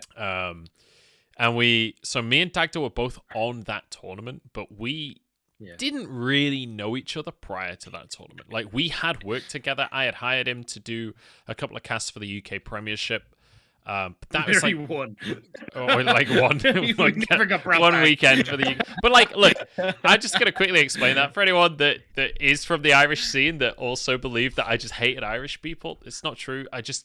My budget was like £100 a week for casters. What do you want from me? I have to pay for a fucking airplane to get Irish people in. Like, money exists. I'm gonna tell you guys something. Actually, like I after that EUM, all right, I went to the World Championship that year. All right, I remember being in America, right, and I met with a bunch of people there, including one of the guys who actually decides who casts on the LPL, right. And he told me that he wanted me for the LPL. And I literally just said to him, I'd much rather just keep making tweets about China, mate. Right? And he literally was like, good for you. Good for you, mate. Just good for you, mate. Which made me very fucking proud, by the way. Which made me very fucking proud. It made my job easy because I don't tweet even now. So you fully fucking deserved it. You fully fucking deserved it. You know, before you, I hadn't met someone in esports. I guess maybe Kelsey. But outside of that, I hadn't met someone in esports who actually treated it like the fucking job it was. You know, working with you was a fucking like after years of working with people who would do anything they could to just not put the effort in. It was a fucking dream, man. You fully deserved it. I appreciate it. I will also say though, Kelsey's like 10 times smarter than I am. So if I could get like half an ounce of the brain she has for League of Legends, I would like. Kelsey works to an unhealthy extent. Also, right? yeah, she's been working hardcore full time at this longer than you have. I don't think that it's fair for you to say that she's smarter than you because you're one of the smartest motherfuckers I've met. You are genuinely one of the smartest people in the and scene, also on the point of working, like Dagda, I will say, works to an unhealthy degree, but to the point of a detriment where it actually gets in his own way. Like he over preps for casting, and then he wants to say so many different things that he ends up. And I'm like, dude, isn't that the worst? relax. Though? Like Chill you'll have out, all bro. these little tidbits that you wanna like bring up in the cast, but you're waiting for the moment. You're waiting for it to come up, and it never fucking does. It's like, I prepared for this fucking best of 5 for this one like interaction where it's like, hey, he's been practicing this pick, and he never bring that shit. And the worst part of that is when That's how you get addicted to talk shows, Rafa. That's how you exactly. Get this is where you can throw your shit out. But the worst part of it is when you've prepared a bunch of stuff that you really, really want to like throw out there, and you're really proud of the prep that you've done for a cast, right? And then the opportunity doesn't arise, but there's like a sort of opportunity. You only make this mistake once, where you're like, this almost fits. This is almost the right spot for my puzzle piece. And you just fucking power slam that line into the spot, and it's like, doesn't work at fucking all. in the sun. And everyone's like, what the fuck is this guy talking about? And you're like, I spent so long perfecting this shit, and it all just blew into flames in my face. Oh, Christ. Oh, man. You guys wouldn't understand. Casting is a cool mistress. But everyone here does. I will say, do you know, just on the point of like over prepping for casts, one of my learning points over the last like, I guess 12 months has actually been to prep less for casts. I know that sounds weird, and that sounds like laziness on the surface, right? And I know Veteran thinks I'm lazy, but never said that. No, you didn't. But I can read your mind. I shaved my head just like Magneto, so now I can read people's minds. I meant Dr. Xavier. Who controls metal? You mean Professor Xavier? Oh my God! What are the X-Men? What are the That's his power. Look, all right, let's move on from the X-Men. So what I discovered was Magneto isn't part of the X-Men, you fucking... He's part of the X-Men series. I'm moving on from the show, not the team. We're not just moving to the rest of that universe. So what I discovered was like quite often what you can do is you can prep so much that you don't actually have any opportunities to talk about what you actually want to talk about. I'm just ignoring you now, Aaron. You don't get the opportunity to talk about what you want to talk about because you've over-prepped. I'm enjoying half the stuff that you talk about because you're so focused on trying to get that stuff in is like shoehorned in, and you end up concentrating less on the actual game in front of you and not doing justice to the actual game that you're there to commentate because you're so busy talking about shit about these teams that's just not relevant to the game at hand. And what I found was also you end up like I ended up stressing myself out so much about prep and essentially doing like color caster prep, like way over prepping on notes and statistics and things like this, that realistically, that's not actually what anyone wants me to bring to the cast anyway. And then I'm stressing so much about this that it's throwing me off my game when I'm doing the actual play-by-play itself. And I found that I was actually doing a worse job on the cast because I was doing a better job off of the cast. So it's this weird, bizarre kind of balance that you have to find of like how much prep you should do, but also like what you should be prepping to actually be effective as a caster. It's a really interesting. I mean, obviously, it's a topic that is never talked about in esports because there are like 20 casters in the whole scene. So why would it be a big topic? But it is a surprisingly nuanced topic. And Dagdo will tell you, I've had 19 different iterations of the format in which I write my notes to try and optimize the system. Honestly, before that EUM, I didn't really think that much about the level of prep that casters went into. Like, I knew that people like Medic and Vedius and Deficio had hired like diction coaches and stuff, but outside of that, I didn't really think about the level of prep that play-by-plays go into. But at that EUM tournament, like you and Hitbrain and Scoundrel were like really fucking critical of the ways in which you talked, the manners in which you talked, the actual rhetoric that you were using while casting, word by fucking word was being analyzed and criticized, and you were thinking about all of these systems that you could use to make it smoother and to make it more concise. I never really thought about that kind of stuff because my job is just to ramble and your job is to shut me up, you know? But before that tournament, honestly, that tournament gave me so much fucking respect for your profession. It's insane, right? I think when you're adding the kind of like color caster analysis variables into it, you kind of overwork yourself at that point because you've already put so much fucking work into your diction and it shows, right? Like even in this show, it shows. Like everyone knows you're a really good caster. One guy I'd want to give a shout out to would be like Hitbrain, for example. Like that guy gave such a fucking effort into his play-by-play, and like, basically taught me a lot about what play-by-plays actually look into. And it made me realize how much stuff I would have to put into, because I figured if the barrier between me being a play-by-play is I'm not very good with like names in general. Like I don't really remember your name outside of Munch or his name outside Dagda, and I hope that guy's name is Raafaa because I'm never going to learn the other one. I don't want to know your name. I'll never remember your name, dude. All three of us. Okay, your name is Jennifer from now on. Okay. No, it's Darren. I just told you. And when it comes to what but when it comes to that sort of thing, like Hitbrain was really on the ball with that, and he was one of the only ones who was every fucking day that I came in, because I was coming in with all these like notes, right? I, like when we printed those off, he wanted one of those like handed to him, and he would like really seamlessly integrate that into his cast as well, right? But like the level that you guys go into about your diction is not something that people talk about. People just assume play-by-plays go in there and just have to like memorize all of the abilities and stuff, which I'm terrible at doing. Right? I just say like Q or E or W, or be like, is that actually the E or the W? You know, because it's fucking confusing sometimes, right? But you guys actually go word by fucking word on your casts, and it's quite scary sometimes, to be honest, because you realize there's a whole other level of casting that you are kind of blessed with not having to think about, because your play-by-play will tell you to shut up eventually, and then you're concise suddenly. Yeah, the worst part of that, just to add one little, because I think Dagda wants to speak on this as well, but on that note of like when you're going into team fights and looking at every single word that you used and like counting the amount of fluff words that you used in between saying things that actually matter, and realizing that you burnt 10 seconds of time during this team fight and you missed these 3 things in that team fight because you were too busy chatting shit.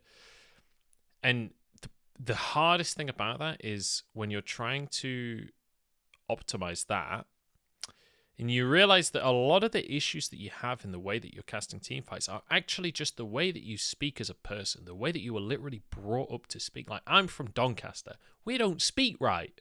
So, like, there's a lot of problems there that are just inherent to the way that I speak as a person, that shit is fucking hard to fix. Like, I'm not even remotely close to where I want to be in terms of casting, right?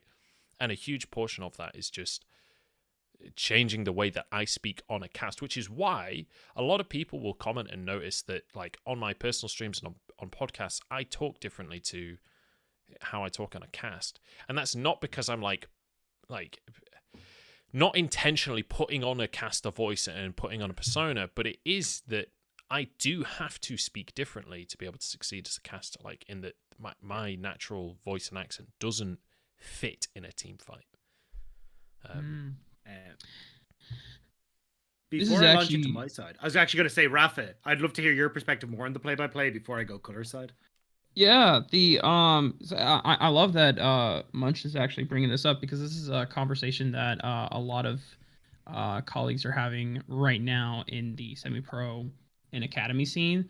One of the casters I work with a lot, not necessarily like on a cast, but we talk a lot about casting theory, is Chilling Walk, and he is doing a lot of things. He's doing like Smash commentary. He's doing League commentary. He will be working with me on the same tournament for EGL coming up in July. But he has been a huge proponent of trying to push forward broadcasts and casters that don't shy away from using your natural voice, because he comes from FGC fighting game communities and scenes, and the commentators there, they're nowhere near as like, you know, the polished, almost ESPN standard that like League commentary started out with back in like 2013, 2014, when things were still fresh and things were trying to work themselves out, right? You know, there's no like, they have their own lingo, they have their own slang, and then just maybe the diction isn't as clear, but it felt more genuine and felt more raw, and maybe the passion comes through more. And that you know, the argument there is that, why are we all trying to sound like the same person? Why are we all trying to sound like, you know, the same, you know, polished play-by-play, especially in NA, when Captain Flowers is a lot of newer casters like big inspiration, because he's the one that gets all the the love and the praise as of recent, then everyone wants to do the Captain Flowers things, which is the rap god, you know, speeding up, ramp up, boom, you know, but no one ever wants to challenge that, or no one ever wants to do their own voice. And there's a lot of merit to it. But at the same time, Munch brings a very good point that even if the way you speak, if it doesn't translate well in terms of the clarity of the content that you're trying to give to the broadcast, then your own voice sometimes doesn't work always. I think you can inject a little bit of it, but you can't sacrifice the service that you are giving to the broadcast if you're if the way you're trying to talk, or like your personal voice gets in the way of the overall clarity, right? And that's why, like, for me recently, sure. I've been trying to inject more Spanish into my cast, but I don't use it to deliver critical information. I use it as injections of exclamation during a team fight. I think like the most successful part I had, there's a team fight that happened, and huge flank happened, 3-man ulti. I went, Dios mío, no puedo creerlo, right? Just boom, short little injection, and then I continued back into English. What does that mean? Just so that, Dios mío, oh my God, no puedo creerlo. I do not believe it. For anyone that remembers D-Man back in the day. That was a perfect impression right there. Oh, that was brilliant.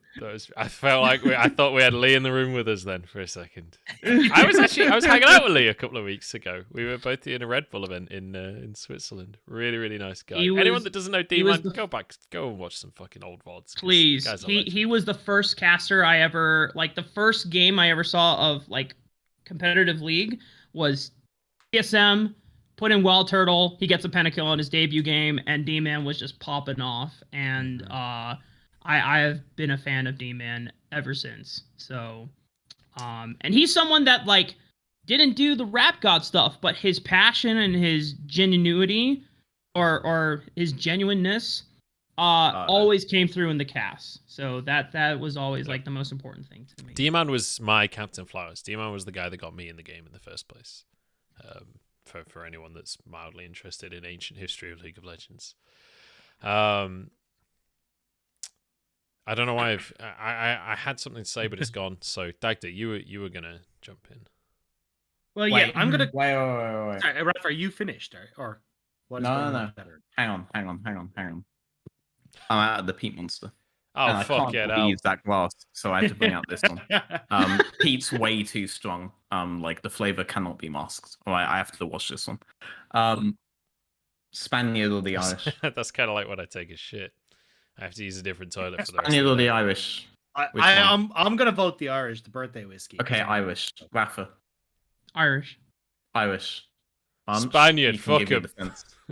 Okay, give your defense, and then if one of those two changes because of your 2-sentence defense, I will change. Can't be random sentences. What style of whiskey is the Irish? It's a pot still? Is it single malt? Oh, obviously. Listen, Rafa, you were just talking Spanish, mate. Come on, surely you got to be I got Irish for the pot still, man. I saw a pot still, actually, and it was the most majestic fucking thing I've ever seen in my life. Holy I love shit. that you have a little podium. made out of Truly, books, God right? came down to give us that podium. Oh yeah, no, this is cool, no? Right? Like, I basically use this to display my whiskey, so I started drinking during LEC games now, because it's the only real way to Haven't we all? watch LEC anyway. Haven't we all? Yeah, for sure. I feel like we're halfway through a topic, but I do really want to. These books are quite good on their own, though. I was Like, going I've to actually read leapfrog these, but I there haven't into read this one LEC, yet, but did you guys want to speak on this casting topic before we move on? okay, Yeah, we are just so doing the what I was Irish. gonna It's say much was- drink. Yeah, do the Irish. Do the Irish. So, I think the biggest thing that I've seen for a lot of people who try and get into color cast, like at the super analytical level, like I still remember Sheepy. I think I've said a couple of times on the show now. Like Sheepy came on to EU Masters and was just like, "Hey, look, you're oh what? Sorry, I'm looking at veteran. I'm not sure what's going on, but Sheepy ended up coming on and like literally in the middle of the cast goes, I didn't realize how little time I have to talk about stuff. And like, I think that's the biggest thing that a lot of people don't realize is just how short of a time limit you actually have. So like, because I remember I actually had this, once you were in the call with us, Raz, by the way, has been a phenomenal help to me. Raz has been absolutely fucking love Raz. Amazing. Every time I've reached out to him, he's been an absolute gentleman, sat down and gave me every bit of time that I've wanted. The dude is a legend, and I'll be forever grateful to him. Love that. I just say, shout out to Raz. He's one of the only fucking friends I've had since like season fucking 4 who's been like always fucking there, always down to fucking chat. Like this guy always gives you his time. Love the guy. But I remember, like, I sat down, we had a call, and I was like, all right, we're doing a VOD review. And I was like, look, Raz, I don't know what to talk about right now. There's the opportunity for a cheater recall in top side. We've got Olaf, who's still got the potential to go for a split map play. We've also got a mid lane that really needs to be addressed, the matchup, because we've got to look at like how this is actually going to play out, because a lot of that is decided by the level 1 and level 2. I was like, I don't know what to talk about right now, because I know I have a 15-second window, and I don't know what I'm supposed to address in this 15-second window. And he goes, dude, you kind of just gotta feel it out. You take one and roll with it. If it's not the important one, you address it later. But I think a lot of people don't realize is how much there is to talk about, especially in the opening like 5 minutes of the game, between like jungle pathing, matchups, how that influences like scuttle crabs. Even if you see like a funky jungle pathing that's coming in, like maybe someone has gone like they've gone red, Krugs, blue, Gromp back to Wolves. Like, what does that kind of mean for the entire thing? There's so much that you got to address.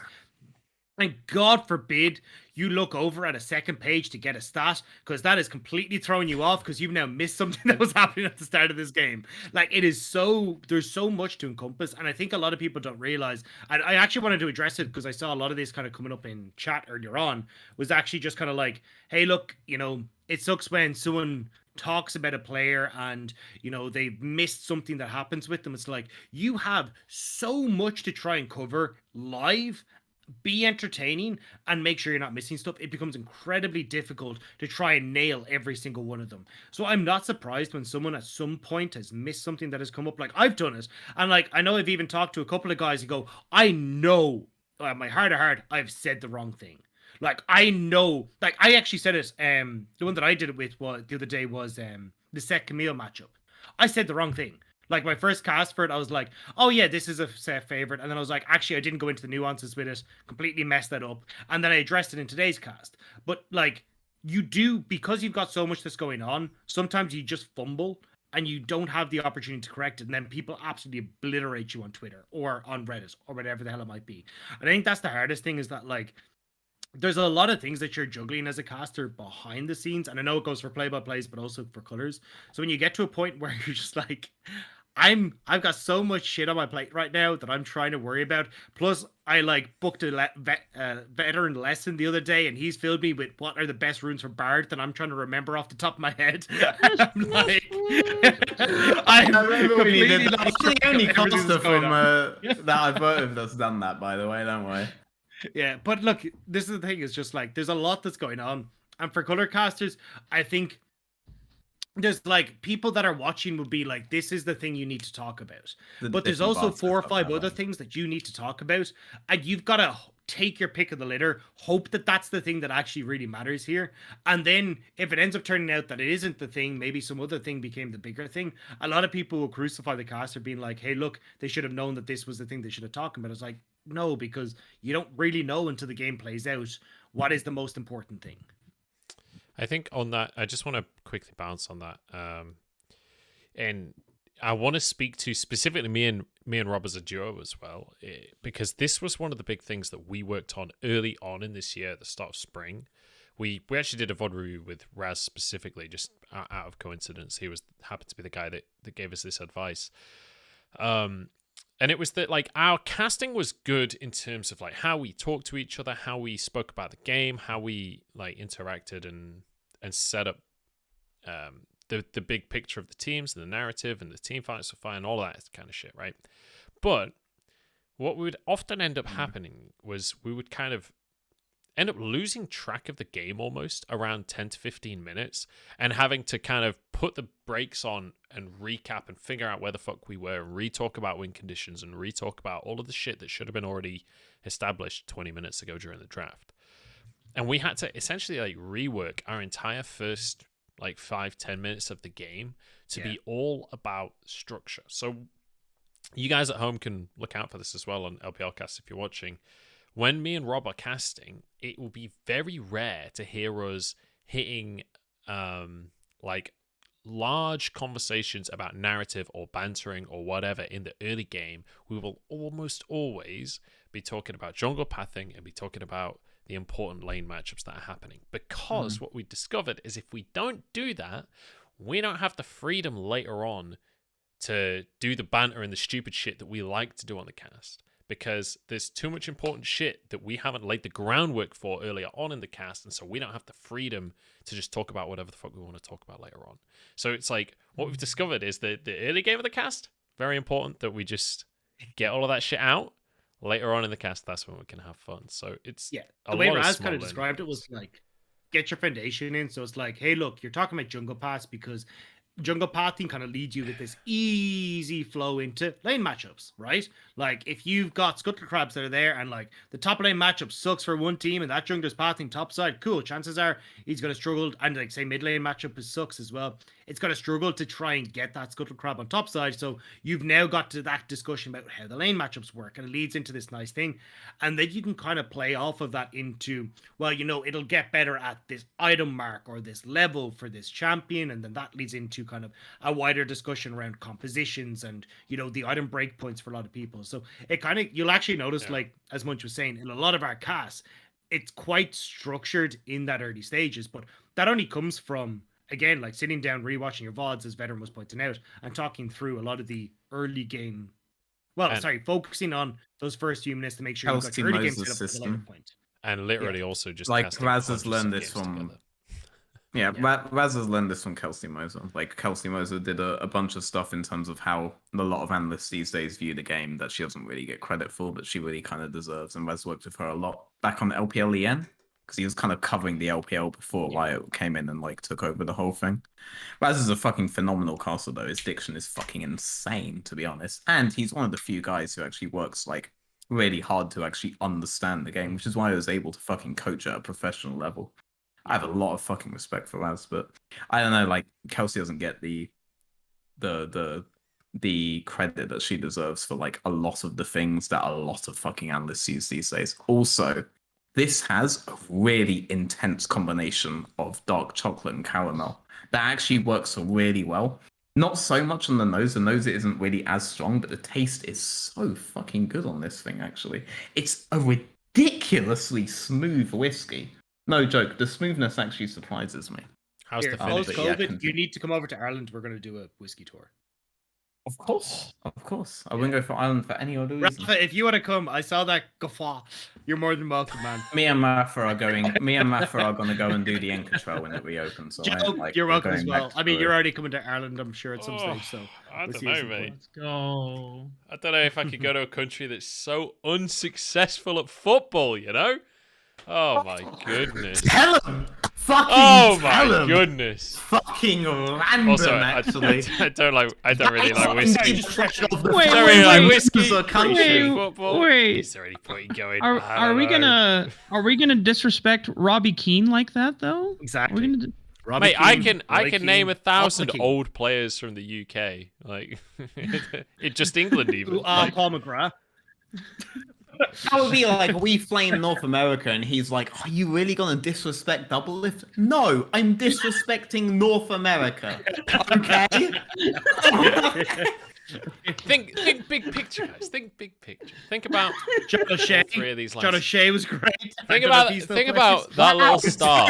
That little star on the shirt. Oh Think my about God, that. 10 more and he might have a fucking good team. Here, look, I am way to my depth of football, all right? Like, I don't know what's going on. I'm pretty sure all of us are. Yeah, all right? yeah, let's But be England honest. beat I'm Germany, a pretender. so... I'm a pretender. Yeah, all of us But I'm are. from England, Everyone so does. that's all that matters. Right. Exactly. Look, the rest of the year, I never watch a football game. Right. Euros or World Cup comes on, right? Internationals, mate. 3 lions I bought on this the in shirt, Vegas. Immediately. I bought this you shirt in know? Las Vegas. Of course. Of course. Of course. And I went to I the will say- English pub in Las Vegas and I watched the games with English people that were also in America pretending they'd give a shit about football. Amazing. Dude, actually, wait, Rafa, you have to hit. Actually, I don't really think you want to hear this, but like, whenever I explain to like non-esports people the situation in esports, when I get to North America and I finish explaining, they're like, "Oh, so it's like MLS." You know? That's what they say. For you two, it's like Major League Soccer, is what they say. Oh, No, okay. Yeah, No, that's what they say. I actually went and watched MLF. That's what happens when I explain to Londoners about like the situation in esports. Because when they ask me my job, it's always becomes a conversation because it's never like I work in esports. Okay, we'll leave that be. Yeah. Oh, It's yeah. always No. like, Yeah, I know that. What's esports? What do you do? Wait, video No one knows games? esports exists.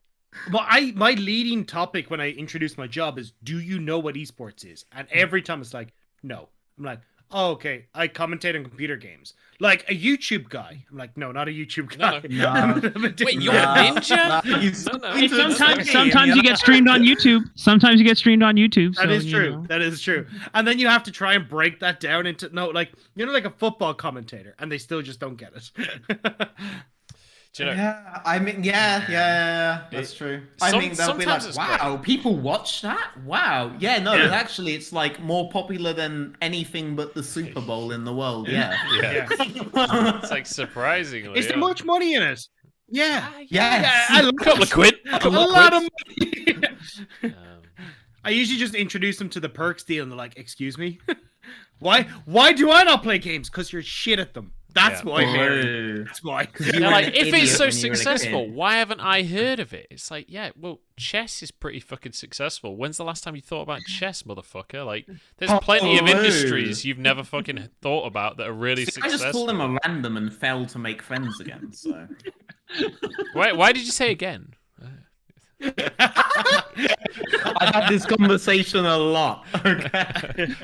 I will say it does go one of two ways. The I work in esports conversation with specifically Uber drivers in my experience, but generally speaking, it's like either, oh my fucking god, that's so cool, please tell me more, or what the fuck?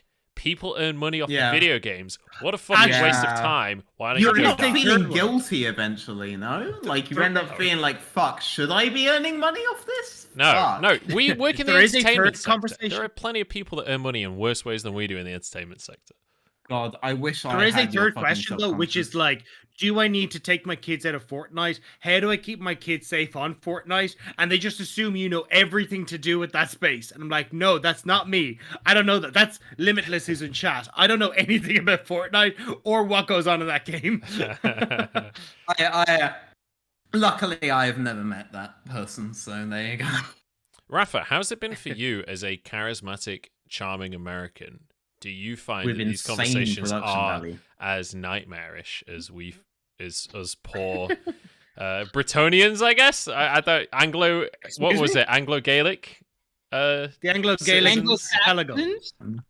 I thought it was Anglo-Saxon. Yeah, we're technically supposed to be No, English. different we're the things. We're from Anglo-Gaelic England. archipelago. But he's That's how we Irish, so he describe- can't say He's that. not we're technic- that Anglo-Saxon. While we call it the British Isles, technically it's not really the British Isles because they are not part of Britain, and it's kind of Yeah. offensive for us to call it the British Isles. So No, me it and Dagda is discovered. technically the British Isles. The United Kingdom is the Technically. United Kingdom of Great Britain and Northern Ireland, you fucking moron. So Great Britain is Scotland, England, and Wales, alright? That is Britain. Ireland Obviously. itself is not a part of that.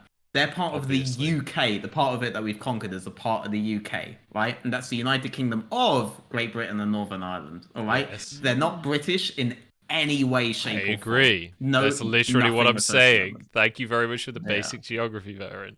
Yes, What but I'm saying drinking real is alcohol, so I can like not acknowledge the things, and general it's actually public perfectly perception acceptable. is that How- the island about- of Ireland is How part of about the we British don't Isles, put right? a match to the explosive keg that is this conversation? I mean, moves. I don't was refer to actually them as British. trying to put a nice We little refer to anecdote them as on people this. conquered Yeah. by people who are British. We don't refer to them as Exactly. British. Okay? What I was going to say Right. was that me We and refer to Dagda them like a discussed this third so of them much as because when we first moved to Shanghai, me and Dagda obviously related to each other on a lot of things as people from this part of the world going to that part of the world, right? And my gut instinct was to refer to us as Brits, which obviously is Oh, I love this incorrect, show. right?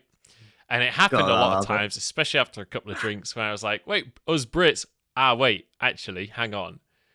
And we came to the conclusion that we would refer to ourselves as Anglo-Gaelic citizens because we live on the Anglo-Gaelic Peninsula. Really? Archipelago, That's the one. yeah, that's it. Archipelago, yeah. So that's the very long roundabout way of saying that we're all Anglo-Gaelic brothers, except for Raafaa over here, who is a colonial. So back to the original question: how does it feel being a colonial, a charming, charismatic colonial in these two kind of areas, conversations? by the way. Yeah. Because Peru is part of Spanish colonialism, but he's also American, which is part of British and French colonialism, by the way. I was And going to say, Dutch. what part of America are you from? Utah. From Utah. So aren't you Yeah. technically like part of French colonialism instead of ours? Because No like, idea. No. so I it just swear to means God, that Utah was part of the Louisiana Purchase, right? Which was what? No, what it means No? is that despite the Salt Lake, No. Raafaa is actually getting the saltiest part of Utah because of this conversation. He's I get looking salty just something thinking about up, the he'll tell sentence, me. mate.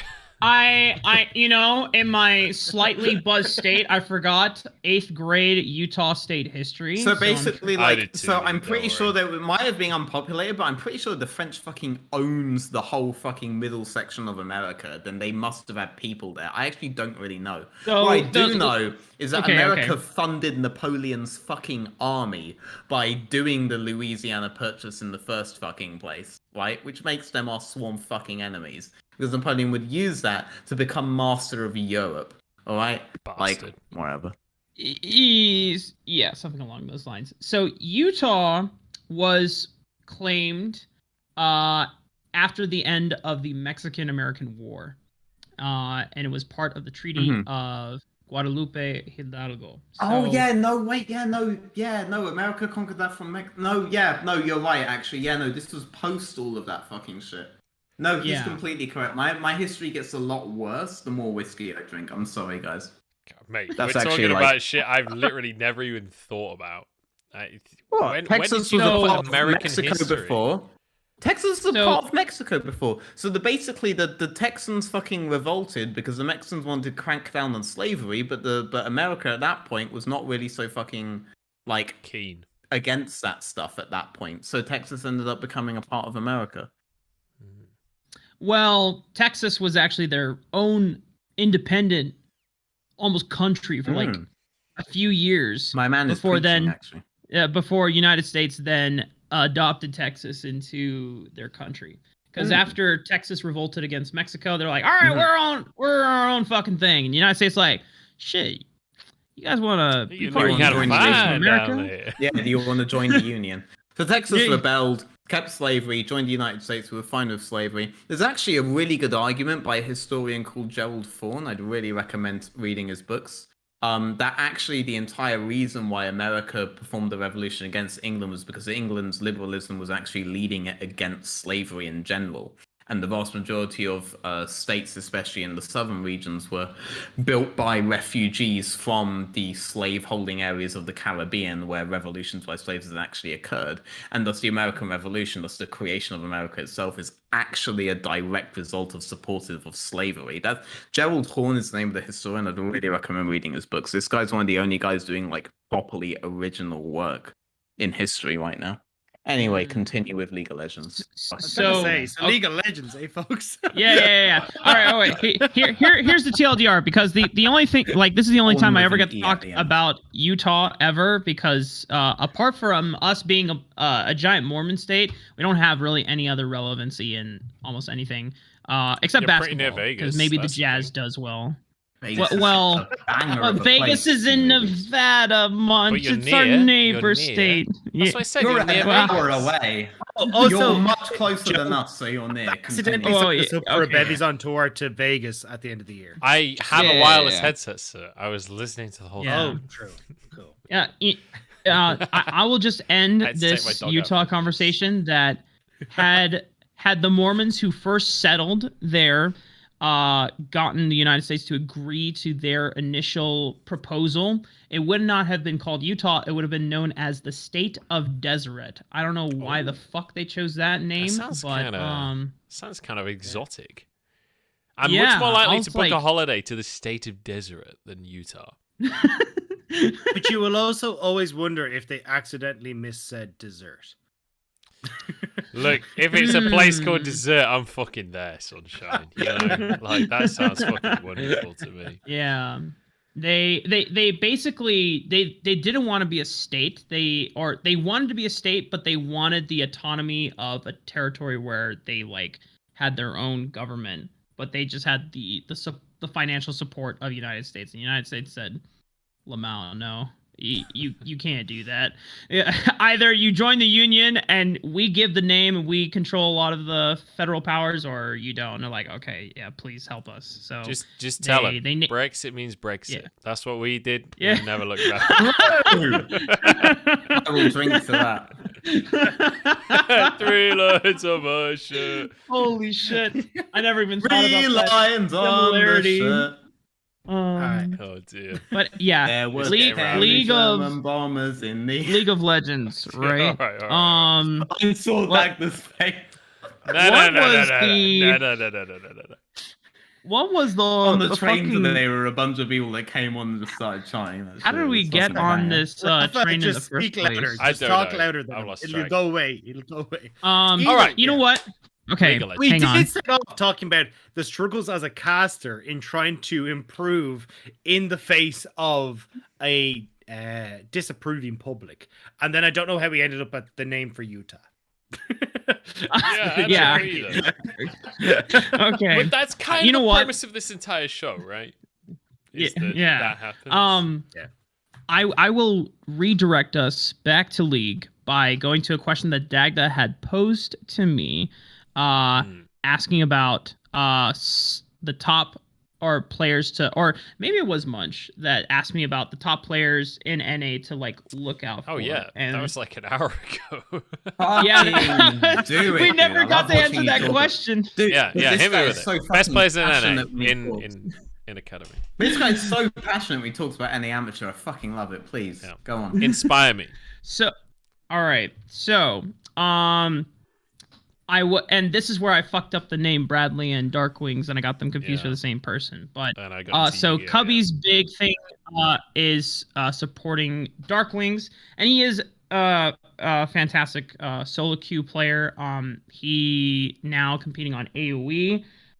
He is. I actually pulled up the solo queue ladder because I just wanted to see where he was at. Because at one point he was at the top. At the moment, Mr. Darkwings. Darkwings is actually quite good, by the way. Yeah, Just throw that out. Darkwings is good. He's certainly let's better see. than a lot of the mids that be like he's better than 100 feeds mid, for example. Like Oh, yeah. I really like this guy. So Darkwings is currently number 85 on the solo queue ladder, but he has been he's been at least top 10 before. Yeah. He's someone that really started do excel towards the latter half of spring, because during the first part of spring was a lot more control mage meta oriented, and his Orianna and his Syndra gameplay was acceptable. Kinda But then sus. once he started bringing out the fighter gameplay, because he actually last year he won a Red Bull 1v1 tournament, and he kind of got to show off his a very expansive champion pool, and he has a pocket Aatrox mid lane that is actually really sick, and I think that has translated well into his fighter gameplay, which is why he's doing pretty well in a AD mid centric meta that we see so much with Lee Sin, Renekton. His Lucian's pretty good as well. Would you call him the Doinby of the West? No. No. Takeover is the Settle Doinby. down, Takeover man. is the Doinby of NA Yeah. Academy, by the way. Takeover is the Doinby of NA Amateur. Takeover Academy, for sure. in TSM Academy is actually another play. He just came in, and he's not a domestic talent. He is a Chilean Korean talent, because he was born in South Korea, but he grew up in Santiago for a majority of his life, and he was participating within the minor region of the LAS He was on like the Chaos Latin Gamers secondary team, most notably, and then TSM picked him up, and he has been, bro. He is like the second coming of Jesucristo in Academy right now, especially for TSM. Yeah, because when they had Sword, no disrespect to Sword, but somehow in a majority of his games, he was getting flame horizoned by every single mid lane matchup. That's not He reminds me of disrespect. That's Sazek. statistical fact. No, he reminds me of Sazek in Europe. He's a Polish mid laner who basically just takes over the map whenever he gets any advantage, right? And that's also how Takeover plays. When they actually play to him, he just takes over the map, right? For him, it's not about like fucking freezing wave midding it in like a 50 CS advantage. For him, it's about, okay, I have an advantage. This guy can't fight me. I'm going to contest him for wave. I'm going to win the contest with a decent amount of HP, and I'm going to fucking dive bot. I'm going to dive top. I'm going to fucking gank bot. I'm going to gank top. I'm going to kill the enemy jungler if I can't do either of those things, right? Like, he is a dedicated player when it comes to carrying the rest of his team. Right? He really wants to transfer his advantages to them at every fucking opportunity. He does it like that. The problem is that TSM Academy itself doesn't always want to play around him. If they play around him, they get far more dividends than they do if they play around everyone else. But some games always fucking abandon him, which I think is fucking dumb. Because this guy gives them so fucking much when they play around him. He's so fucking good at it. Like, he really is.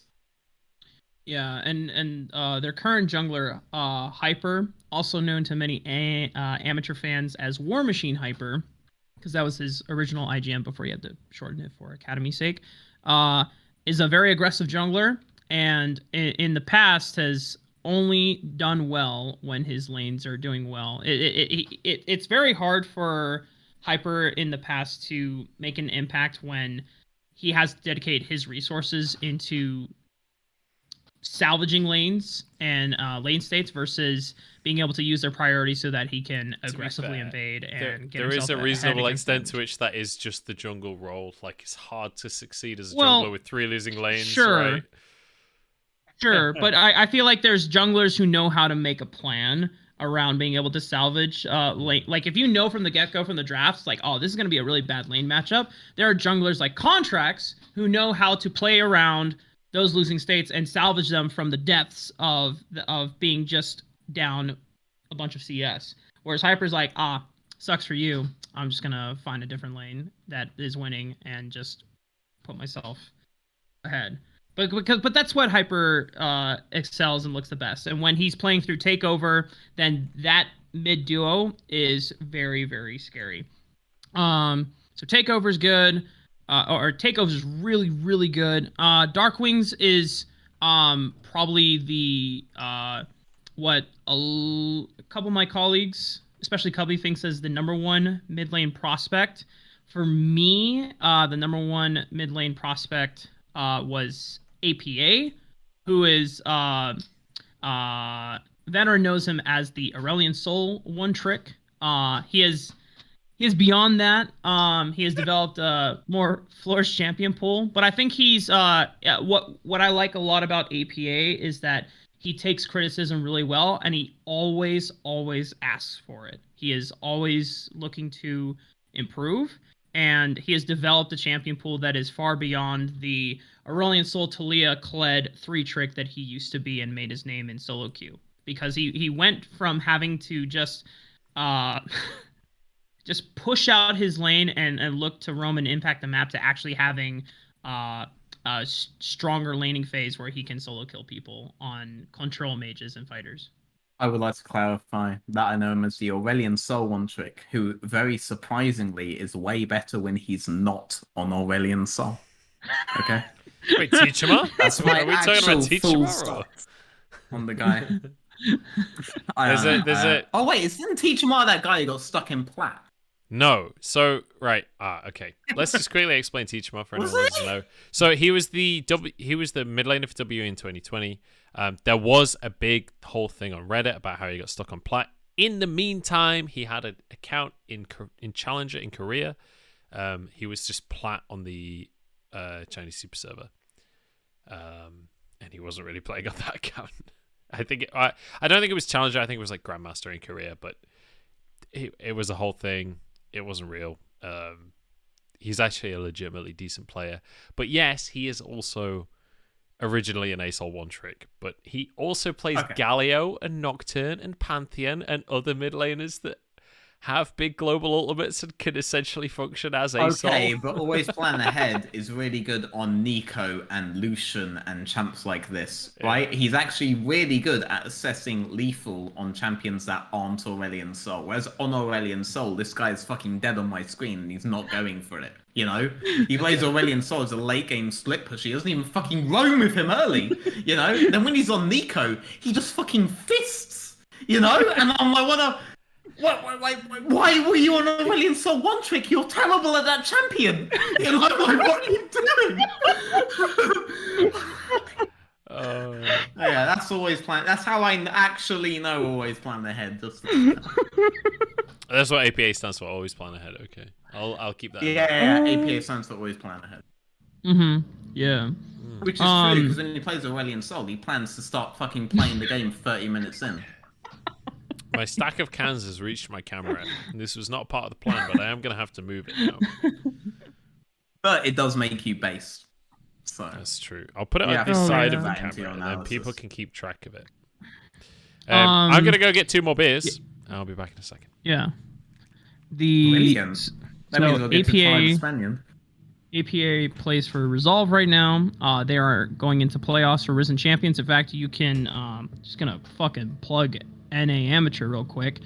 Risen Champion starts in about 40 minutes or at least an hour from now. It'll be streamed on Twitch.tv/Academy. Yep, on Twitch. If you're on YouTube, sorry, it already started. Unfortunately, they do not get a YouTube stream. But Twitch.tv/Academy, you get to see Risen Champions playoffs. It is quarterfinals tonight. The other players that I would like to bring up, I'll bring up one more Academy player because I've been saying this for like the past few months since I first saw his, or when I saw his first Academy game, and it is Jojo Pyun for Evil Geniuses Academy. And I keep saying, because this guy is only 16, so he cannot play in the LCS until he is 17. And so I made a clock.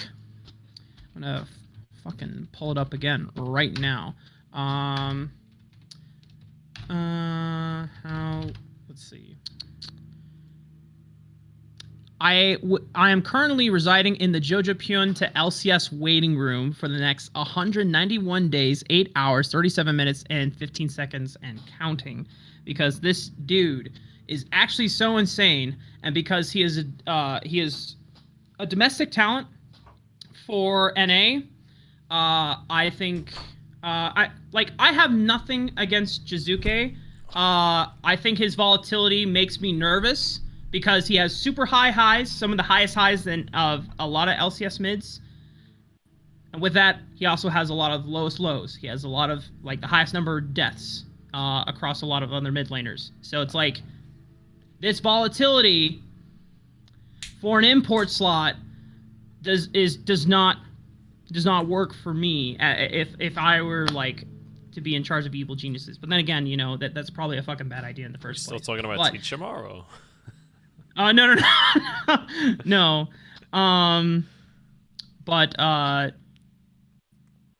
the Jojo Pyun is super talented. He has insane raw mechanics. He's already shot calling as a 16-year-old. That's insane. His comms are great, and this dude, I think, should just once he is of age at the end of this year and going into spring of 2022, he should just be, if Evil Geniuses, unless like someone else wants to offer like a huge buyout, Evil Geniuses will send Jojo Pyun to the LCS roster next year, and he's gonna do great there. Nice. And then, yeah, I don't want to take up too much more time on prospects, but the other few players I would like to mention are Busio, support player for 100 Thieves Next. This guy was previously a mid laner for Polar Ace Esports last year, and then he got picked up by 100 Thieves. Kind of still is. For their new amateur roster this year, and role swapped him to support. So already that is a rough transition to go from mid lane to support. Yeah. But he has not only adapted to the role swap well, he is now he is in Challenger as a support main at number 25 last time I checked it. And Spring Split, he and Instinct were still getting used to each other and synergy wise, but at the same time in team fights, some of the best moments from 100 Thieves Next's Spring Split was those two in late game team fights. And that whiskey looks really good too. No, you don't have to comment on it. Please continue. That was just yeah. He's a play-by-play caster. He has to comment on what he sees. That's what we do. We have trained ourselves to do specifically this. Please, I can listen to you talk about any amateur all day. Please go on. Okay. But Busio, insane. Also, super young player, 17. Or he might be 18 now, I think. He's either 17 or 18 at this point.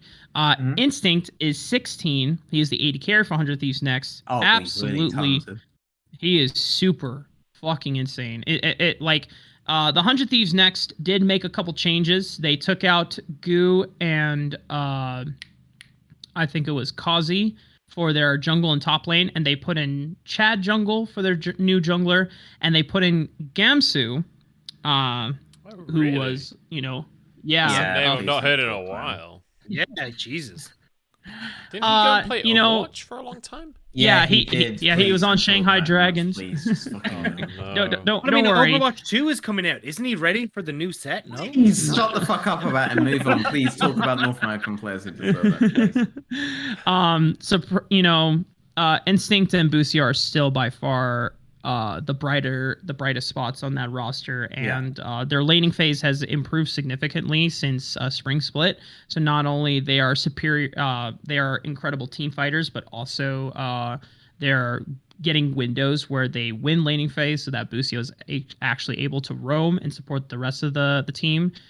They are able to translate Instinct's leads to other parts of the map.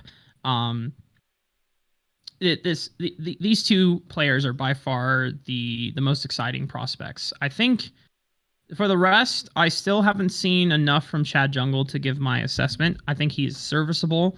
He's definitely doing a better job than Goo was, which Goo was a player. I don't know what happened to him. He was a hyped up prospect during fall of last year, and then he just didn't mesh with the team.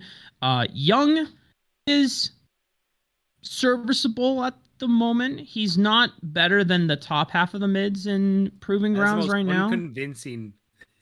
I've heard you speak this entire time. Because young plays well, and he fills a team player role at the moment.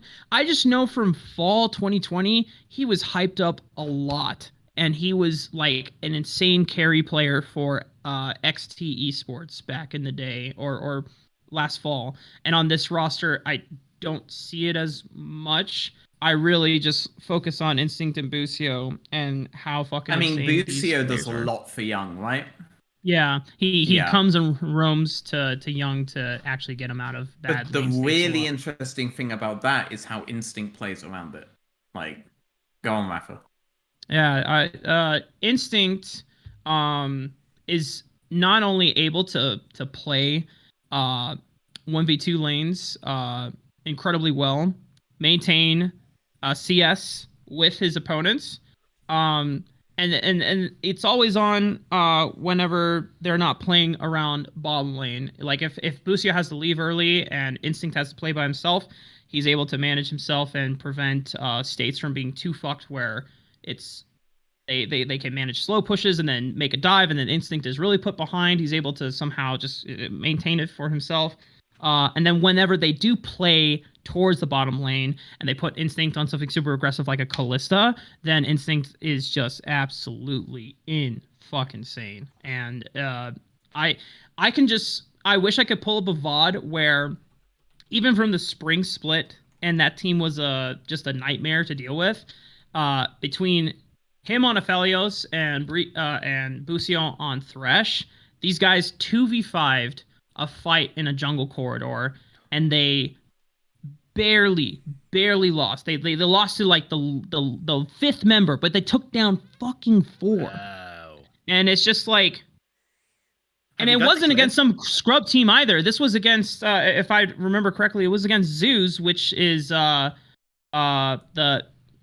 toilet paper cats. If that logo rings a bell. Yeah, no. Classic Dude, last week, game 1, they what owned was the the game score? as well, What by was the the way. score at the time? Mhm. Like, are we talking like they were Giga fed, or are we talking like this was an Wait. insane? Last week, they did the same fucking thing, by the way. Gamsu fucking lost lane. It was like 40 fucking CS down, but these two guys were like so fucking dominant on Turret Callista that it didn't fucking matter. Like, it wasn't a vaguely fucking close game. And Gamsu got a couple of like really nice engages later on, but you got fucking demolished in lane. These two guys, on the other hand, fucking analed their lane and analed every fucking team fight. It was absolutely insane to watch. Because the next game, Busio couldn't leave mid, and Instinct was 1v2 with teleport the whole fucking time on Varus. And that setup worked as well. I haven't seen a more versatile bot lane in any ERL. Like, I've only seen this in NA Academy. It's NA Academy, NA Amateur. Like, it's fucking insane. I haven't seen anything like this in NA Academy. Like, it's one of the best bot lanes I've fucking seen in any development league. It's really nuts to see these two play. Mm-hmm. That's sick. Yeah. Have you got a clip? Have you got a VOD of it? Or look, I you can always yeah, send it I got- after I- we can try and I- get it. Yeah, no, I can give you a VOD of their series because they played against Wildcard Black last week. And let's see if I can get a. Oh, that was musical. You're a bit of a singer. That was a very musical. I do. Thank you. I come from a bit of a music and theater background in high school, and the parts of college that I did attend before I dropped out and went all in on esports. And so far I'm kind of looking out. Let's see. You're what we refer to as skilling out at the minute, actually, sir. Yeah, if for anyone that's listening on Spotify right now, what we'll do is we will link the VOD that Raafaa sends us underneath the YouTube video, and I guess for Spotify listeners, just go find the YouTube video, click on the link. Just go to twitch.tv/videos/1063400736 !T equals 00H5 or 56 minutes. You don't need to do the timestamp. It's easy. There you go. Simple. It's Just go simple. for it, Spotify. Just follow that link. If you missed it, well, unlucky. That was your one chance. If you are Hey, curious, everyone. go to the It's YouTube okay. video of this VOD. The link will be in the description. There you go. Jobs are good. Yeah. I'm not going to verbally commentate what's going on in this clip. I think we continue the conversation. VOD, but so. if you want extra reading, that the VOD will be available. So let's. Yeah. Is there any other last couple of players that you wanted to mention, Raafaa, or should we move to the EU side of things to talk about prospects in the EU as well? Yeah, I think one other. So I just want to make sure I'm getting like the full spectrum. We talked about a couple mid laners. We talked about a bot lane that's really exciting. I think when it comes to junglers, like fresh junglers, Tomio is probably the most exciting prospect. He is on the Evil Geniuses Prodigies roster, so I imagine that if for some reason Evil Geniuses got rid of contracts and someone like bought out contracts and he goes to LCS, then Tomio would be promoted to Academy. Just played 2 games else. Yeah, he did just play LCS. So like funny thing about that, Contracts has been splitting time with Svenskeren in scrimming with the LCS team. So if Evil Geniuses since the beginning of the off season before summer, so And Svenskern's been really supportive of it, which is cool. So if Evil Geniuses make a push for Worlds and they come out as one of the top 3 seeds, I have no fucking doubt in my mind that Contracts goes as the 6th man for that team. Because when they played with Contracts in that LCS game against TSM this past week, they looked like a completely different team. The early game actually had direction, and the execution of every single engage and pick was so clean. Like it was actually nuts. But yeah, Tomio, Evil Geniuses Prodigy, probably the best fresh jungler from amateur and semi-pro. He has a really versatile champ pool. I love it when he plays things like Nidalee, although Nidalee isn't really in the meta anymore. But there's a common theme about Evil Geniuses junglers and being pretty damn good at Nidalee. Contracts, Tomio, Svenskeren at also one point had a really good Nidalee as well. So hashtag live evil. And then the top laner. Top laner. Veteran, you look like you're holding back fire that you want to spit there, sir. Is that an agreement or a disagreement? I mean, Contracts should have played the whole split, the whole season even. Do you want me to say it? Mate, I want you to say whatever you want to say. I mean, the only reason that he wasn't playing the whole season is because FBI's agent may or may not have been his fucking brother, and he demanded closer because he was also close as agent, so Contracts didn't get to 700 Thieves. Anyway, the Swisky is rather good. Just gonna sip my tea. Shit. Continue with your thing, but Contracts should absolutely have been playing the whole season because he's one of the best players on 100 Thieves last season. So anyway, continue.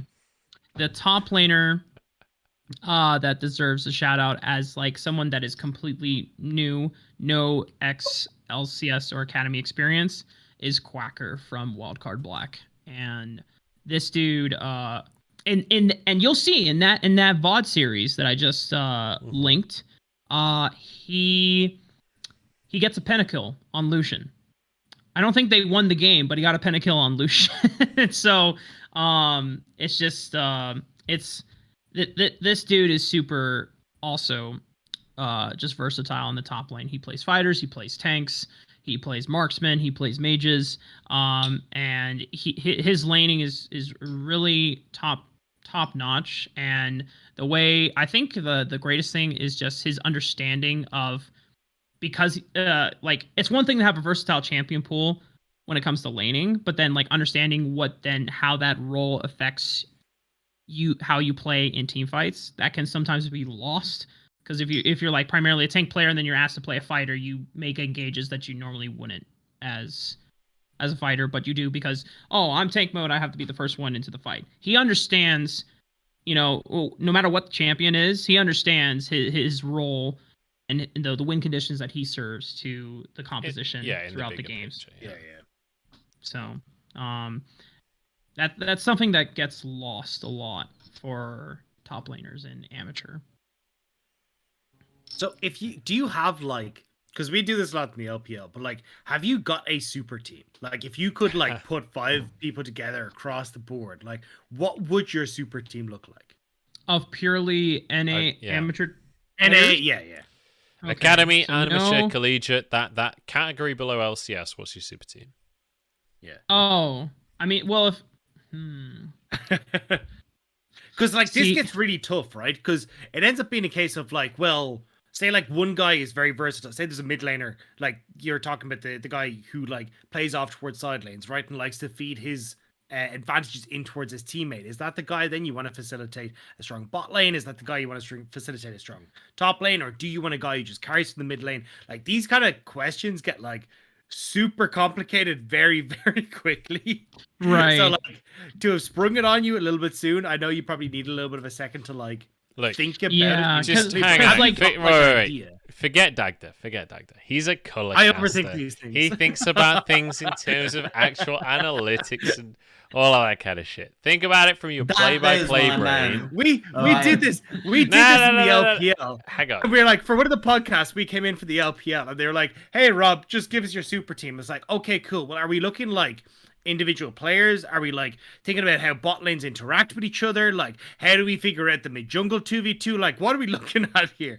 And Joe was like, no, what's your favorite 5 players? I was like, oh, okay. Your super team, the best team. You figure that shit out yourself, all right? I'm not gonna tell you that shit. You figure that out.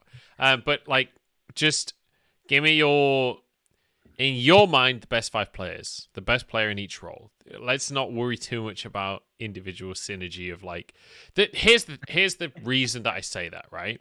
I'm not just saying that as I'm a monkey blame play-by-play. The reason I say that is because most people listening to this podcast probably don't watch NA amateur enough to understand the dynamics between these lanes anyway, and the dynamics between the lanes probably change if these players change teams anyway, right? So just it's more like a conclusion to the topic of NA amateur on who are the best, who in your mind, who's the best player in each role in NA, including Academy. And below LCS, the players that people won't know about, the players that people don't know.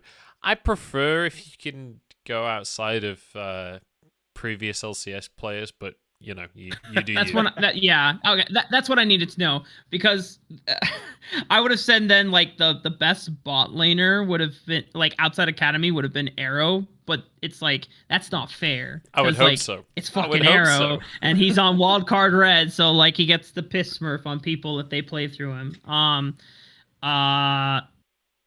No, so like domestic talent that are both in Academy and semi-pro at the moment. I think the best native top laner. If it's semi-pro specifically, then it's definitely Quacker. But if Academy if Academy is included, then you have people like Tony Top that are in contention for it. Oh yeah. It's really not a bad choice though. Like this guy is a bit of a crazy gamer, but like I like crazy gamers, to be honest. Yeah. So I would say like for semi-pro Quacker, Academy, Tony Top. Just no LCS experience. And then jungle, best jungler in amateur, that is no Ice Coat, right? Rogue is Ice Coat. Yeah, I'm pretty sure he's the best jungler in every region. No LCS experience. I think so. I said Tomio is the best with no Academy experience, but I think the best junglers at the moment that technically do have some Academy experience are the likes of Fnatic and Winston. Yeah, Winston actually had an entire team. That's not fair. Winston actually did quite good. All right. Like, Fnatic is FANATIKK. And he was around. He also skipped the year first that I really liked, but I can't remember the name of the team. But I do remember him. I remember liking him. But this guy's actually quite a good jungler. Winston actually did really well on his team, to be honest. Yes. Like I was quite impressed by him. Like it's quite easy to distinguish yourself from NA amateur junglers right now because a lot of them seem to just be slaves to their lanes, but these two guys were actually quite intelligent about the kind of parting that they took. There was one guy I praised in our episode of developing talent, but I can't remember who he was, but he was like some guy. He played like Hecarim in one game, and I thought that he reacted really well to his lanes. Matty! Yes! I'd put him on my fucking one. I'd put him on mine. The two that he named aren't bad, by the way. I personally would put Matty on it, though. I don't necessarily disagree with Quacker. I think you can have a crazy gamer top laner if the rest of the team is stable. So I don't necessarily disagree with Quacker. Yeah. But I would put Matty as my personal NA amateur. I know you're not asking, but I am veteran, so I get to just talk. Look, I like listening to your voice, veteran. So if you want to add in, you just this is beautiful. Add in, okay? There were 9 German bombers in here. Hang on. So, if you want to add in excluding potentially controversial humor, like anyway, Raafaa, back to you, mate. Okay, so yeah, junglers, semi-pro. Fnatic, Winston are definitely like, yeah. But I appreciate you pointing out Matty Moo, because I have been someone that has been supporting Matty Moo, and I just think that he is fight for Matty, Rafa. He's been a subject of team hell for like quite some time. Supernova is the best team that he's been on. It's still not great. Because it's really just Matty and Strompest against the world on that team, and everyone else is like he's not mediocre in their roles. It's only Strompest on a couple of champions, by the way. Matty can 1v9 on anything. All right. This guy fundamentally understands jungle. All right. Fucking love this guy. Go on. Sorry, Rafa, I really don't mean to interrupt you, but no. I love Matty Moo praise. That makes me happy, and I know that'll make him happy too. Matty. For mid lane, I already talked about APA. Dedicate this to you, Matty. I know Veteran will push for Leo. Leo's, I think someone that. That was a noise and a half. Leo 99, definitely. Yeah. So like the three mids you probably look at are APA, Leo 99, and Dark Wings. Bradley is. Most people look at APA, Bradley, and the other guy he talks about who wasn't Leo 99. So Dark Wings, yeah. Yeah, Dark Wings, yeah. No one fucking talks about Leo 99. I just want to say that, no. Veteran's actually correct. Yeah. That's something he's never heard before. Nobody's ever said that. I talked, obviously I'm correct. Just for context, the last person we had on this show alongside Veteran was Medic, and they argued a lot, most specifically about Veteran. By the way, I ended up being completely correct about that. I don't know if that's true. You argued that Cloud Drake is more valuable than Ocean Drake, and like even though Ocean Drake kind of Ocean Drake lost every game in spring in EU, every game, by the way. Ocean Soul didn't win a single fucking one. I ended up being completely correct about that. I'm not joining the debate, just to clarify. Veteran. Do you change the subject? Veteran, what is your ERL? No, let Rafa talk about any amateur. Yeah, we've not done bot lane yet. We've not done bot lane. Rafa, hit us with the bot lane. Let's speed it up a little bit though, because we're getting off track a little bit. Okay, 80s. I'm just gonna keep it semi-pro. I don't want to Academy factoring that in is too hard. Semi-pro. I already talked about Instinct. Insane player from 100 Thieves next. I think the other top of the table AD player, no Academy experience, no LCS experience, is actually Wixie from Cloud9 Amateur. They just 2-1 Zeus Gaming in yesterday's group stage match. And Wixie looked absolutely phenomenal. He very much similar to 100 Thieves next. Wixie and Breezy are kind of like the two brighter spots on Cloud9 Amateur. I think EXU also is someone that is very, very strong in the jungle role, and he plays a lot of aggressive styles. And so whenever he plays through bot lane, that three-man core is actually dynamite. Speedo, top laner, serviceable. Captain Shrimps is interesting because he has a really weird champion pool. He's one of the few players that brings out Fizz mid a lot. And he's one of the only mid laners that will use the Rumble option as a flex towards mid lane in semi-pro right now, whereas everyone else is just putting it always in jungle. No one even bothers. Well, I think there's a couple players that like flex it towards top lane, but it's not that common. So, but yeah, Cloud9 Amateur, Wixie. And then I would say the same for support role as well. Breezy, he technically had some ex-Academy experience with 100 Thieves last year before Poom got brought up. How dare you. Both Poom and Breezy were actually pretty good on that roster, I remember. But yeah. That was a really weird stint, to be honest, because like I don't even think Like, they brought up Stunt really early, right? And they're like, fucking fired him or some shit. It was like a really weird situation they had. So I don't think anyone in that org understood what the fuck supports are supposed to do. They were really bad at judging what the fuck their supports should do. Like, I don't know. I feel like any support on that roster deserves our sympathy, to be honest. Breezy's not bad, to be honest. Like, we had that Carry Wave. We had her on like our last show, right? And she was tweeting today about how like Breezy's team won or some shit. And it was like you were the only person who talked about a player who like hadn't gotten fucking like academy experience before, you know, and then like won his fucking bracket in amateur. It's quite fucking weird, to be honest.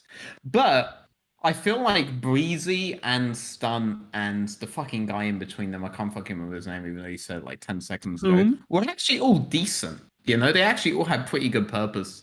And Bucio's there as well. And Bucio looks like he has pretty good purpose as well. And I'm really worried 100 Thieves mismanaged him like they mismanaged literally 3 supports in one fucking split before.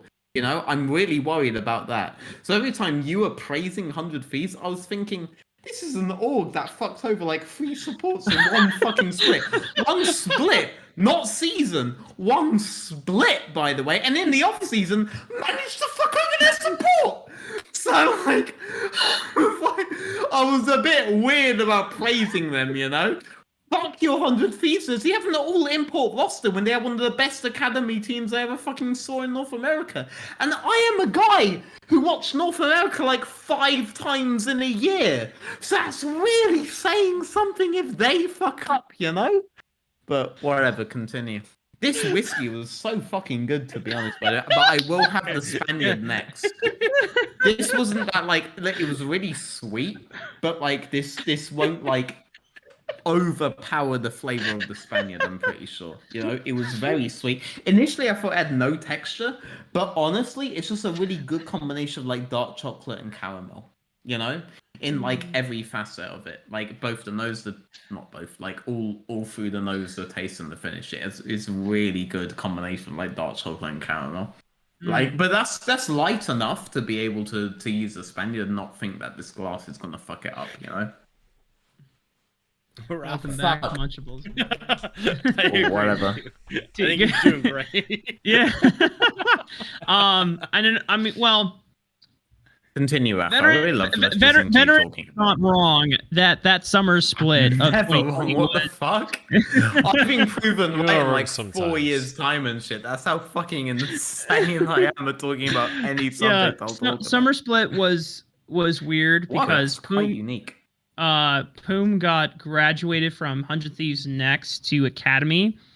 So then he started splitting time with Breezy on that roster, but then Stunt was still on the LCS roster, and then Poom shot up to LCS, and Breezy split time with Stunt, and then Stunt left. But it's okay because then Stunt, I think now he worked with No Org, as a coach, so you know, but yeah, like the Bucio coming in as a mid laner to then role swap to support, and he's doing phenomenal. Bucio, Breezy, and then I think the other support that has not had academy experience, let alone LCS experience, that also needs to be watched out for is Daption, and he is on wildcard red. Daption, he does get to play with Arrow, so he gets to learn a lot about laning phase, but I think his team fighting is insane. He just has a really good eye and snap decision making for identifying picks and counter engages, just being able to understand when to be able to take fights back, even if they've at a numbers disadvantage. There are times when his rel gameplay in their final series against Zeus back in Challengers Uprising Grand Finals in May was absolutely spectacular. So Daption, Breezy, and Bucio are insane supports, domestic, to watch out for. like I said, Breezy is the only one that's an exception that has academy experience that I'll be putting on here. And then I think the only other honorable mention for support, I would give to Pocket Rhino, because Pocket Rhino is also he was former Team Liquid Academy, but he has been actually kind of cracked and as veteran puts it, really crazy.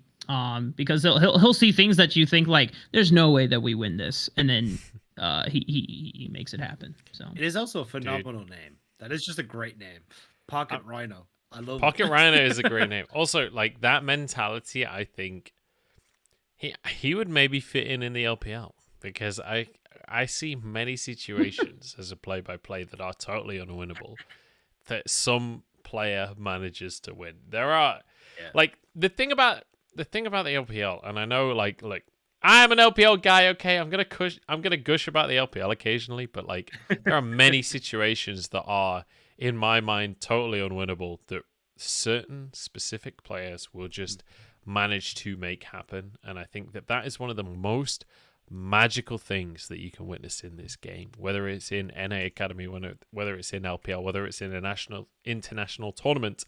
I think that ability to make something out of nothing is, I think that is what makes this game exhilarating to watch. So definitely agree that he's a player to watch out for. Who? Pocket Rhino. Pocket Rhino.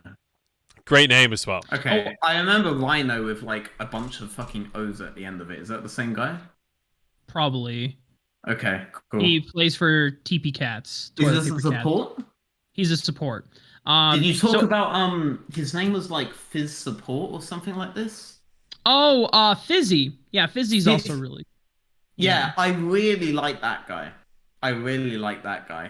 Fizzy is also good. He had a brief stint on TSM Academy before Yerson got his visa approved and came over, but he actually is he not American?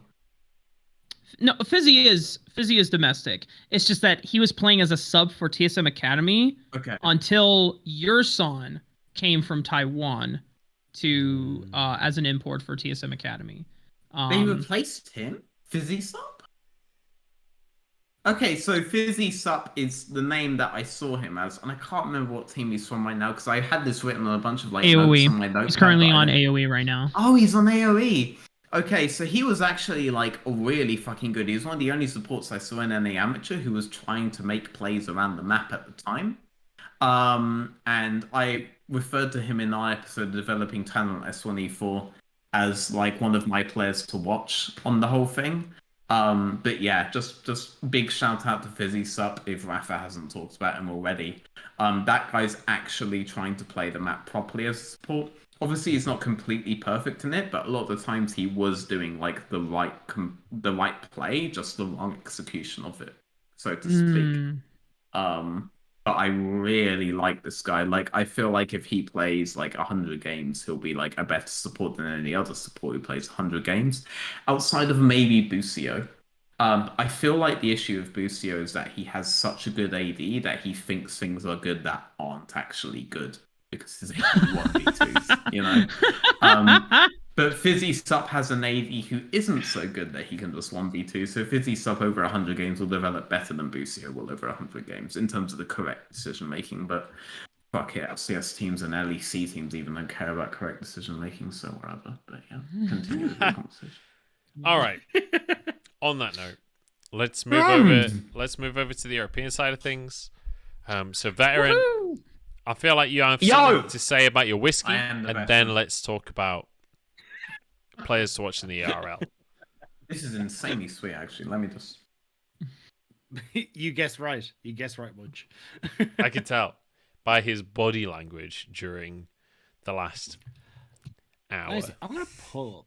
So this is the Spaniard. I'm probably not gonna remember what this tasted like, but. Oh, this is the other Compass one? Yeah, no, but this is a lot of like raspberry and strawberry in the nose, which is really interesting. Especially compared to the other stuff I've had tonight, right? Because the other stuff I've had tonight has been like has been a lot about like spices and like kind of soury flavors, right? And maybe utilizing them in like a rich context, but like not really towards the sweet side. Though I guess I figured the spice tree was kind of threatening to go there, but it was definitely on the finish at least a bit too spicy. But this definitely like raspberries are really strong on the nose. Mm. Mmm. Mmm. Everything okay? Mmm. That's such a sweet. Oh god, that's such a sweet taste, and the fucking finish. Yeah.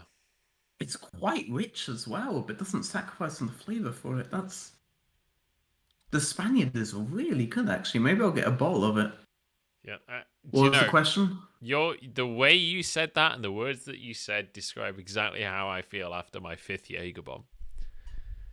But Jaeger bombs are such a banger, no? Let's go. But that's because I've lost all Raafaa, sense. do you guys have sanity at that Jaeger point. bombs in North America? They're not that We do. popular. They're For not sure. that popular. Do you go to university? Do you know what they have in Raafaa? America? Do you know what they have in America that's really popular? Is the Boilermaker, which terrible I had financial not system. heard of. Four Loco ruined me. Four Loco, but the original got banned. They made a new version of that. This is some lore for your stream chat, by the way. But I actually could never have beer because I actually know, can't you really have fizzy drinks. You know, yeah, you two know this, but like it's not that commonly known. I physically can't have fizzy drinks without having horrible heartburn for ages. Technically, I shouldn't have alcohol without it, but it's less risky to have alcohol than it is to have fizzy drinks. Which is why I got into whiskey. Like, I got into whiskey because of, like, a very physical smart. health condition. Because I have achalasia, right? As a result, my metabolism is a bit too high, which means that my stomach acid is a bit too active. So when I have fizzy drinks, it's just heartburn o'clock, you know? Alcohol isn't necessarily heartburn o'clock, but, like... It's if like I 5 have, past fizzy heartburn. alcohol, it is. Yeah, it's like 5 past heartburn. That's a really good way to think about it. Especially if I have cheese, it's kind of fine. But my doctor says I'm becoming lactose intolerant, but I just don't really care because if I'm choosing between like lactose intolerance and like whiskey at this point, to be honest. Also, you guys saw me like leave a little bit to like clean up a bit of my mouse pad. That's because this is the Fnatic Dash mouse pad. And the Fnatic Dash mouse pad is the single best mouse pad that I've ever fucking used. And if you want it, alright, go on the Fnatic store and use discount code VETERAN to get 10% off of all Fnatic Dash mouse pads. Are you gonna forward on I'm ironic part of that? Fnatic Dash mouse pads. I'm not promoting. You're gonna their forward PC, that I'm on? promoting Not a their sponsor, cause, by the way. Not a promoting any of that sponsor. shit. Shut the fuck up, Munchables. The Fnatic Dash mouse pad is Well, unironically if the you only happen mouse to work pad at I've ever used Fnatic that and is you want to pay created us for this for gamers episode, by since we had gamers such a and great ad actually feed, works for just hit us gamers. up. Also, if you work in Give me Jaeger your and want to fucking sponsor us for free Jaeger bombs, Munch. I'll promote it better than you, alright? Because I've actually drunk real alcohol in my lifetime, okay? I didn't Fnatic realise Dash that. mouse I'm pad. a huge gin guy. Fnatic store. Huge gin Alright. Discount code VETERAN for 10% off. So, on all that shit. anyway, What the fuck was let's your talk question? about The big- ERL big I was players. about I'm going to players. speak on Alright, behalf Raafaa, I of love Veteran you, right man. now Go on, because Munchables. Veteran's going to keep Oh, yapping Dagger. on. Syncroft and Targamas are actually the best jungle support combo that we saw in the last EU. Masters. Oh, Jesus, that's actually like, especially in spring, that was definitely true. But like, you do have to give a shout out to like other. So, like for example, Hades Got and him. Plasma I got him. Nailed weren't it. necessarily Nailed it. like Hades and Plasma weren't necessarily like the best jungler or support as individuals, right? But as a jungle support duo, they actually ended up doing a lot for their team because their solo laners were like the big thing on UCAM, right? So Dreedy and Baka. Baka was his name. Baka really deserves a shot like right now because he's already like 21. He's gonna be fucking ancient by the time he fucking gets a shot. But those guys win lane, right? And Hades will just fucking like turbo stomp one particular lane at a time, right? And Plasma will do as best as he can around the map. Now that's not as synergetic as something like Shinkov and Targamas because those two both understand the map. But at least those two do try to back up their solo lanes more than they try to like just camp bot, which is what like Fnatic's current strategy is, for example, right? And as a result, they ended up being a more effective jungle support duo than most jungle support duos do, and they're the only team that could actually compete with the team that you just talked about, right? Shinkrov's K-Corp. They were literally the only team Shinkrov thought he ever got threatened by, and he viewed Hades as the reason for it. I didn't correct him during the show, but honestly, a large amount of that was because of Plasma and because of the fact that Baka is honestly, knowledge-wise, a better laner than Sarkin is. He attributed all of that pressure to Hades, but there are really good jungle support duos right now in Europe because support is a very underrated role in Europe.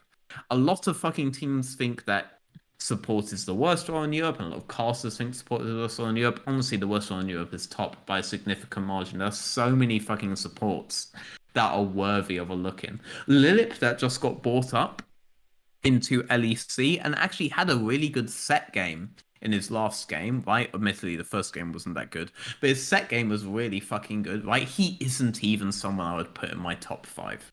Like, he legitimately isn't someone that I would put in my top 5. I'd put, like, Plasma above him, Tiger Mask above him, Steelback above him, Simpy above him. I'd put, like, supports like this above him, right? And Plasma Steelback is still playing? above him. Steelback's yeah. still playing in the Let's LFL, go! For sure, and he's so fucking good at support. He carried LDLC. And Oh, coming he's into support now. Oh, yeah, okay, coming okay. into EUM on LDLC, right? He was support, and Munch and Dagda will clarify this. I was the only guy saying that team was carried by its fucking support. Other people saying it was Hirit, some people saying the Joko, some people saying Ica. Ica returned to LDLC to split, and LDLC is like a fucking 10th place team because it's just fucking dog shit. Because these weren't the carries. The carry was still back, carrying the whole map. And this philosophy is what let me predict the winner of that tournament those two were casting with me in, which was big, because I knew the only way to beat LDLC was to keep still back in lane. That's a lie. That's a goddamn lie. What Better actually said was the team that stole the bananas was the team that was going to win that tournament. And it turned out. You didn't say whoever had the bananas would win, and Big stole the bananas and they won.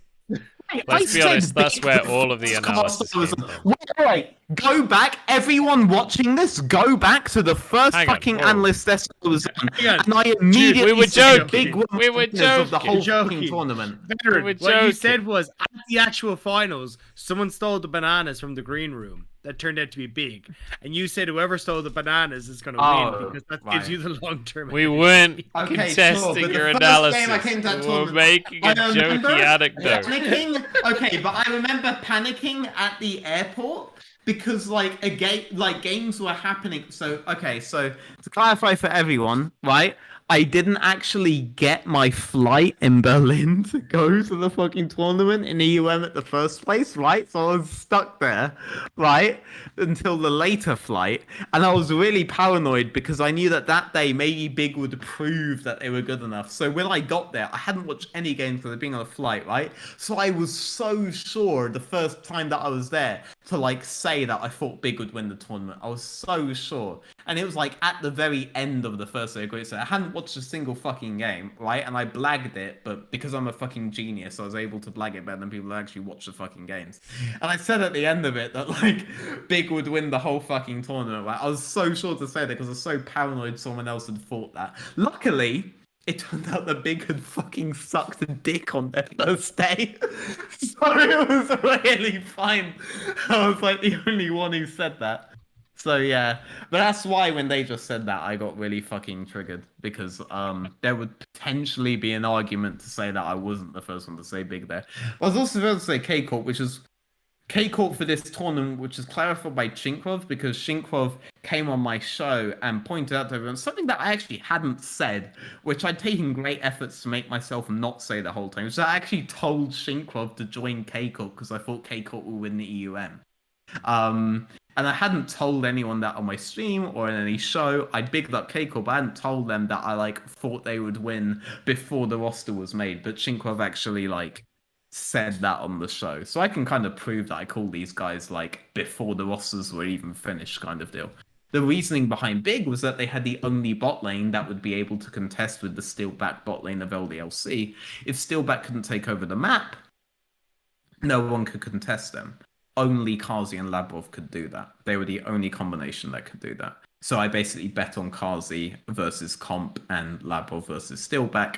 both of those kind of like work out now. If you look at where Kazi is in LEC and you look at where like Comp is in LEC, which is literally nowhere now, which I don't necessarily think it deserves. I don't think it's the problem of Vitality, but whatever. He was still worse than Kazi is the point. It's at least in lane, which matters more because support has a very big role around the map. Fuck, what was I going on with this? So I was going on to Targamas and Shinkrov versus Plasma and Hades. So Targamas has a very similar understanding, but Shinkrov has an understanding that the Zhoko never had about how to play jungle around the map. Shinkrov had the kind of understanding that Tinks had, and the kind of understanding that Selfmade has about how to play the map as jungle. There's a consistent argument in Europe between laners and junglers, because both of them are very egotistical, because both of them are fucking basically rich kids compared to North American players, so they can afford to be egotistical and can afford to risk things. But anyway, because they can afford to risk things, they basically argue each other all the time about how to fucking play jungle versus lanes, right? And in Europe, that argument's being basically won by seniority the whole time. Seniority kind of left the stage in Europe this year and last year. So players like Selfmade don't win out versus long-term players like, say, Caps or Nemesis or Brippo or Reckless or Upset or all these kind of guys who have years of experience over him, right? Laner's actually a terrible judge of how to play jungle. Because jungle requires laners to play around them, but laners will always want to play for their own advantage. The way Brippo's playing jungle right now is actually very, very, very I'm really drunk, aren't I? Very, very, very fucking selfless to a point where it's actually abusable. Players like Selfmade lost this argument. Players like Whippo were people who were making this argument. And players like Shinkrov would lose that argument if they moved up. But in the ERLs, they are king. Okay? So Shinkrov was able to work in the ERLs. Tinks was able to work in the ERLs. Dan was able to work in the ERLs. But then when they move up to LEC for one split, they lose the arguments. They're told to do worse things than Parving. They're told that they're, difficult to work with when they disagree, when they're absolutely right about jungle. And then they end up joining the One Split Club, right? Dan was actually supposed to join the One Split Club, but then Marcoon realized that jungle wasn't the problem on the team, and he demanded Advian, but XL, I'm leaking things now, but XL didn't want to fucking replace Janet because they didn't want to be viewed as the new misfits, but then they kept losing games, so they did the whole swap anyway, so Marcoon and Advian are now on the fucking main team. Right? Young Buck's not actually involved in this. Is all fucking upper management thing. That's kind of an argument against Young Buck, I guess, which is disappointing because I thought Young Buck was a really good coach, but I guess he didn't stand up in this instance, but what the fuck ever. Anyway, because this argument keeps getting dropped in the LEC and keeps getting won in the favor of laners because any new jungler that understands this stuff doesn't see seniority to argue their things versus laners. A lot of the best junglers are stuck in the ERLs, which includes Shinkrov and also includes Hades to some extent.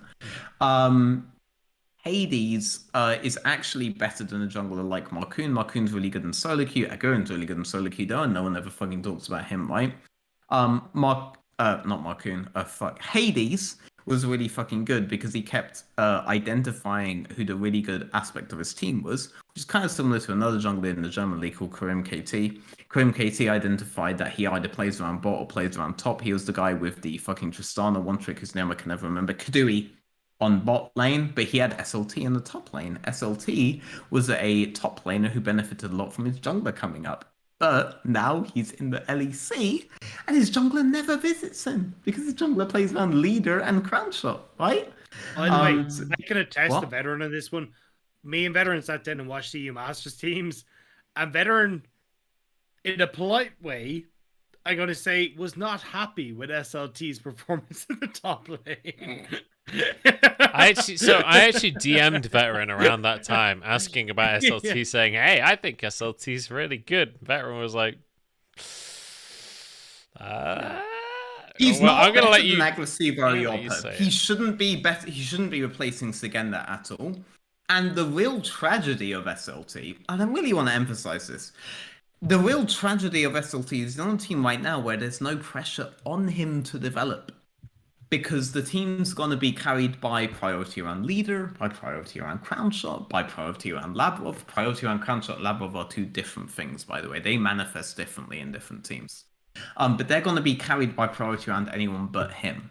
And the way Selfmade learns to play last split was sacrificial to a certain lane, which is different from how he played on SK. On SK, he played a very complete map that was sometimes fucked up by his top laner. A Spanish player who only played Jax, who... Werlib! Giants. Yes, Werlib. Yes. He was really bad. He Man. he basically he would basically just imp 1v1 and then his fucking fans would flame Selfmade over it, but whatever. He would imp 1v1 and Selfmade had to change his path. Selfmade was playing a very complete map at the time and his laners were kind of the issue. On Fnatic, he started playing solely to bot, leaving Bwipo alone. On top lane, Bwipo would start getting flame threat, and now Bwipo's playing jungle. Just, fuck me, no one's fucking smart. Anyway, wait. Oh yeah, SLT. So SLT is now playing after Selfmade had that whole split where he was forced to kind of play bot lane the whole time. Selfmade's now used to sacrificing a lane. SLT's getting sacrificed, which is bad because SLT can now not develop a 1v1 playstyle on top. He's just purely incentivized to just give up top. And I've seen this before. I saw this with a Romare on Splice Vipers when Splice Vipers took Tearwolf, the absolutely dogshit D1 jungler from Latin America who had no business being here except for the fact that Peter Dunn really wanted Twitter followers, right?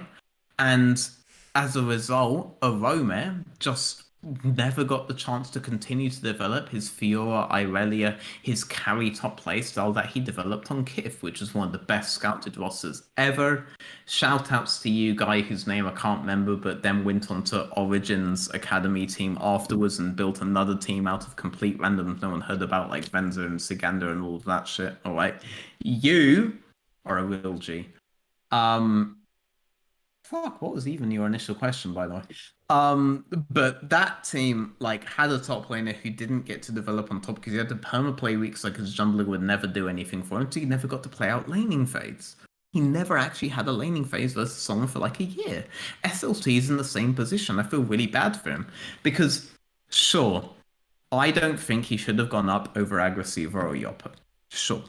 But that doesn't mean that I don't think he deserves the chance to play against players he could be analed by, right? And get analed by them in a situation where he shouldn't be analed by them. Right now, he should be analed by everyone because Selfmade basically ignores him in favor of leader and in favor of bot lane.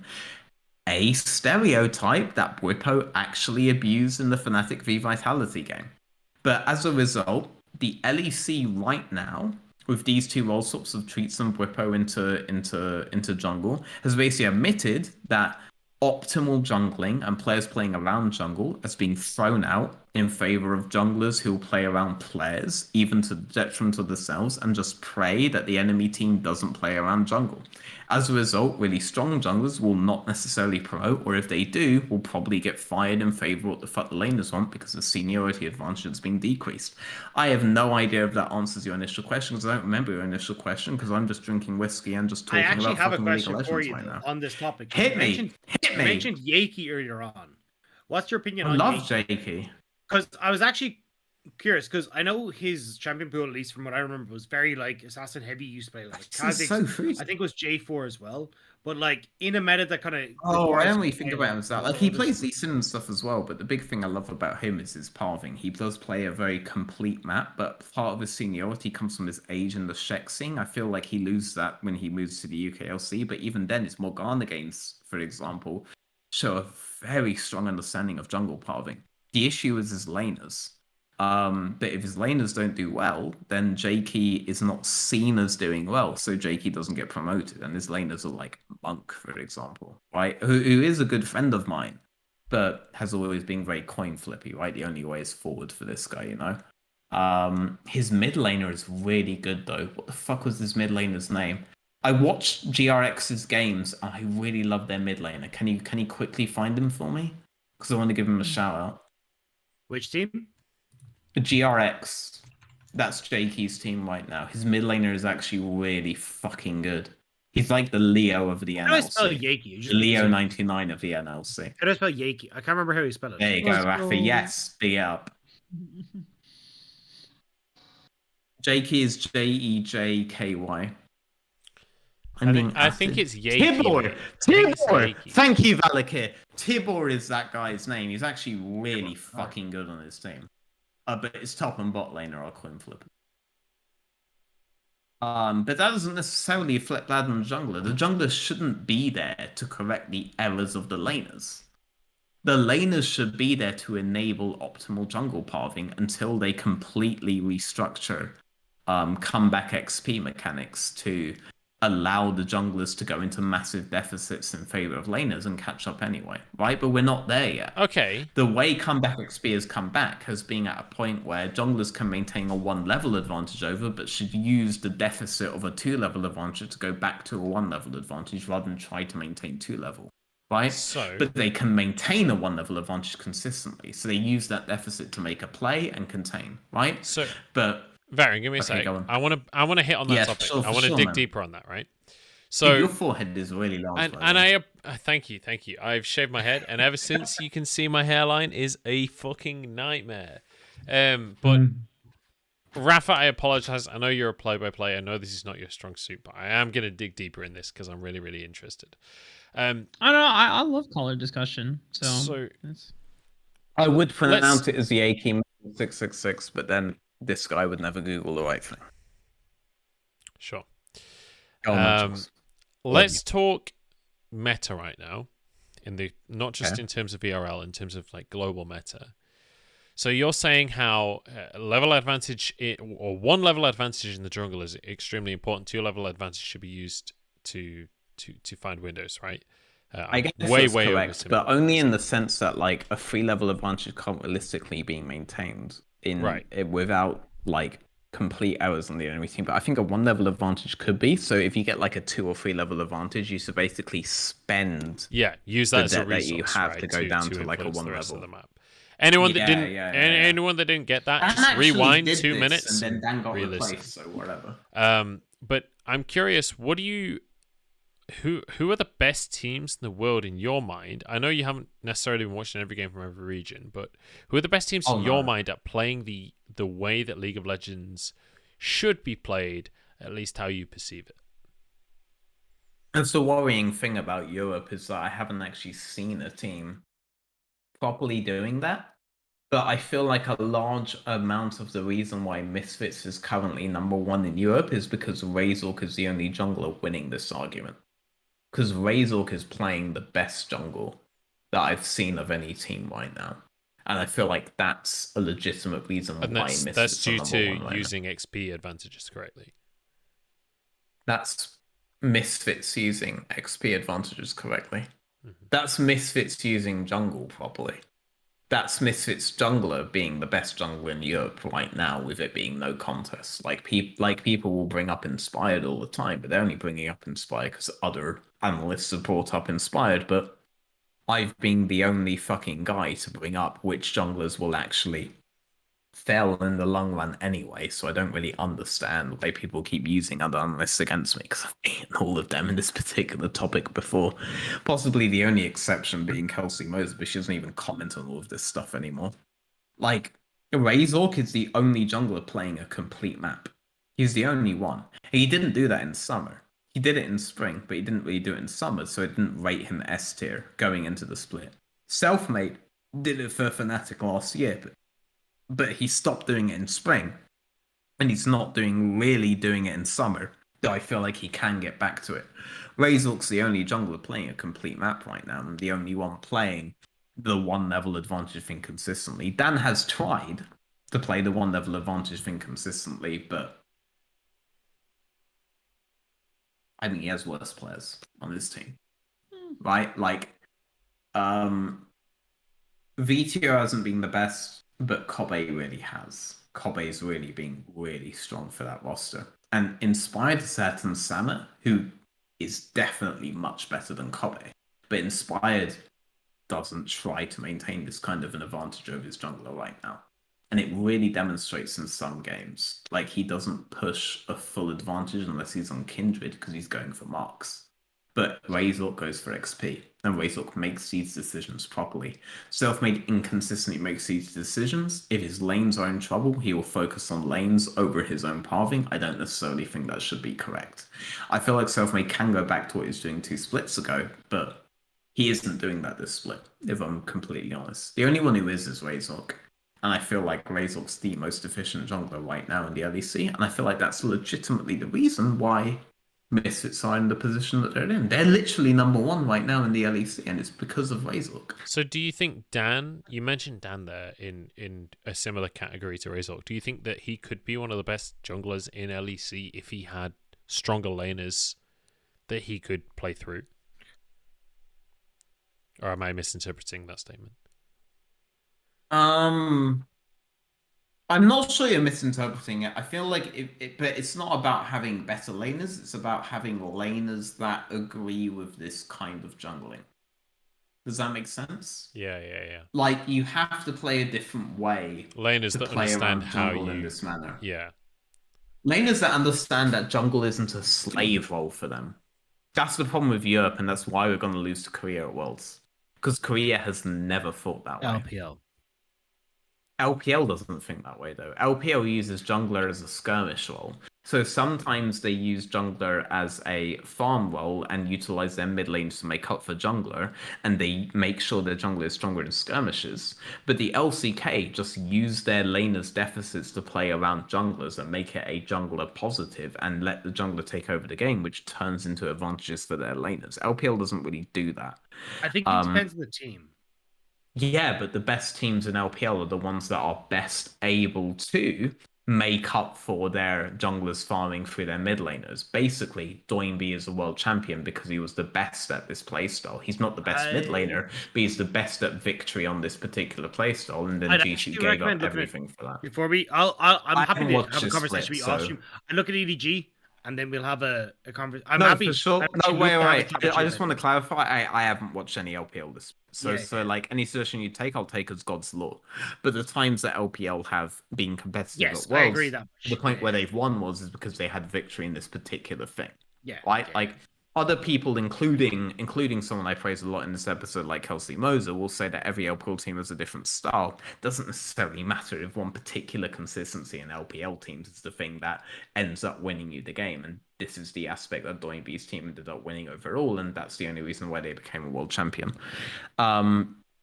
I feel like that's not necessarily a consistent way to play League. I think the advantage that we had over LCK teams is that the best LCK team at that point at doing that kind of a playstyle was Damwon, right, with Canyon. Canyon actually understand jungle completely ever since the first fucking game he played at the LCK. The problem is that Naguri is incredibly overrated and people just won't accept it. And their bot lane was also overrated and people still wouldn't accept it then. And their mid laner was willing to lose levels 1 to 3, which allowed the snowball from G2's side. But wherever on that, it's the only fucking model that gave any kind of predictable results, but wherever, people still call me fucking batshit crazy on Reddit for it anyway. When it comes to EU, if you look at the role sorts people are having with Whipper and with Treats, they're doing very cheesy first paths that don't get punished by just not being allowed to farm for the next minute and a half, which they should not be allowed to do. Whippo versus Vitality, for example, who had Selfmade, who is a jungler that I've praised a lot for being able to play a more complete map.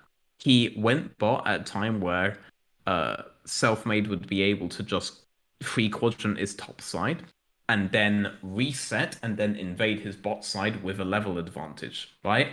But instead, Selfmade matched him on bot and then face-checked his Rumble versus fucking Viego and got fucking analed, and then Whippo gets to fucking full clear for the next 2 minutes and not get punished for the advantage that he got on bot. The reason this is happening is because the argument's being lost, jungler versus laner. And it shouldn't be being lost. Players like Whipper and players like Treat should be being punished for what they are. If Fnatic goes to Worlds, it's only because junglers have lost this argument entirely. But in regions like Korea, historically speaking, Like with, for example, Downward Gaming as reference, this argument is being won by junglers, and they should win this fucking argument.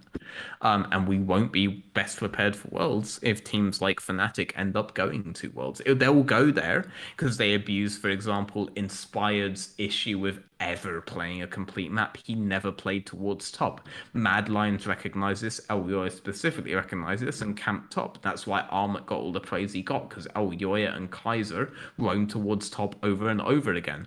Armut got all the praise for Elyoya's victory, and then Armut in the initial weeks of summer split got flamed for underperforming. He's not underperforming. You just gave him praise beforehand for what Elyoya did, right? It was a jungle victory.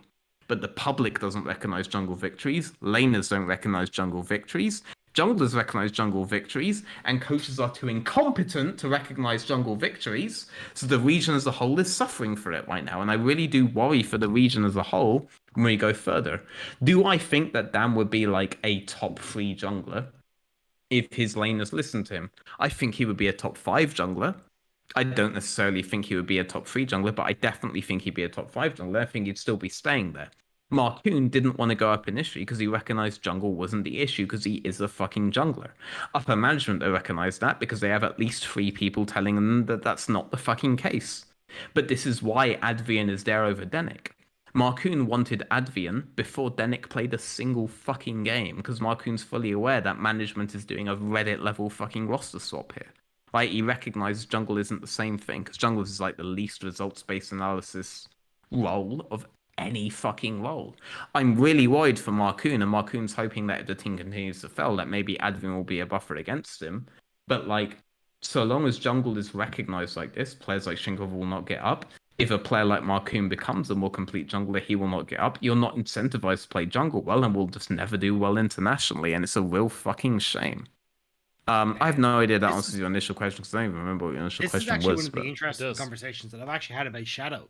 Because I think Shadow has come across to LPL because it kind of hitting on a similar topic here, for at least the junglers at least. And I think this meta has actually significantly helped Shadow in his role because when I watched his finals from 2020 from summer against Rogue, Shadow had no fucking clue how to actually play through a jungle, like a farm advantage that he had. It basically a case of like he'd run around the map, actually not, as you're kind of saying, the 3-quadrant advantage reset into a bot side play.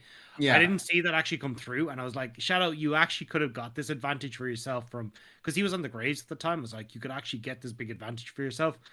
It feels like now that we're kind of moving into, as you say, this one level meta where we end up seeing kind of junglers that can at least farm but also play towards their laners. It feels like Shadow actually is getting a lot better, just through the meta shift that we're seeing, where he's not fully focused on, hey, look, can I just out farm my jungler? No, because I actually just played through my laners more. I mean, so I only really know China internationally at Worlds, but every time that I see China internationally at Worlds, it's all about, people say it's about skirmishes, but for me it's about dives, right? They want to open up the map more from the enemy team's perspective than it is about theirs. I'm assuming you watched MSI, right? I watched the EU games at MSI. Okay. I didn't watch any more than that. Yeah, fair. Because like I will say that China's growing beyond that. Where like it's not just about like, hey, look, I mean, yes with FBX, yes with IG, it was like solo lane dominance, into hey, look, kind of Doom B roaming around the map. We have a lot of teams now that are actually quite like different to what the opinion of China is. I think that's a little outdated at this stage. Probably, yeah. I thought that like the impression of China was outdated even in season 3 though, because in season 3 people just kind of viewed this as a team fighting region. I viewed them as a region that understood tempo, maybe earlier than most other regions did. A little bit. But there's what was your question? I'm really sorry. What was your question? No, you're good. So basically what I was talking about Shadow and saying that this feels like Shadow. For players like Shadow, it feels like we're kind of shifting into a meta that suits them more, where it's more so a case of how can I correctly outpath my opponent? How can I actually start to look at, okay, well, I can play towards my lanes and I won't get as punished as I would have before.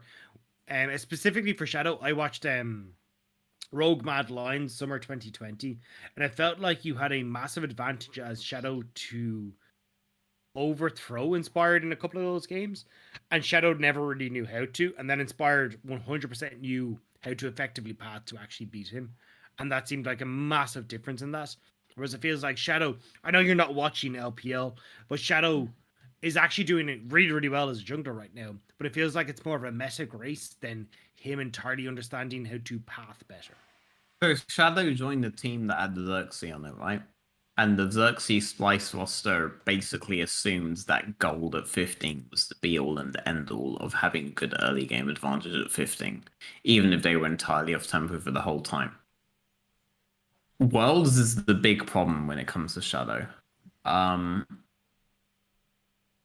even though I'm definitely sure I'm not going to remember this part of the show tomorrow because, like, I can't focus on anything right now, I do know enough to say that when it comes to Shadow, like, the deficits he had at Worlds weren't just because of this strategic decision by his team. Yes. The deficits he had at World because of personal what I'm issues. Do, I'm going to nab you. But I'm not going to say what the personal issues are. Games. Like, yeah, 100%. I want to go through a couple of LPL games with you, and I want to see what your opinion is. Because I think there's a couple of LPL teams that are actually going to throw you through. I don't know any LPL teams. I watched Exactly. 8 regions and none of them are not a you know? Like, I can't. Yeah. But yeah. We'll teach you, mate. We'll teach you. We're going to figure it out. We'll teach you. Okay. We'll indoctrinate you into the LPL. Welcome. You know, every time I watch so people don't know this, and I don't say this because people won't fucking believe it, but whenever I watch a fucking Legion, I watch them in 3 hours max. Like, I watch the whole fucking thing, and every time I go on the show about them, I end up knowing more specific things than other people. So if you give me a region right now, I can just try to fucking watch everything during this show and see if I can talk about it. Yep. Yeah, but give me the team. EDG, I think, would be the team that would be the most interesting to Let's see if I can do this while drunk. That would be actually impressive.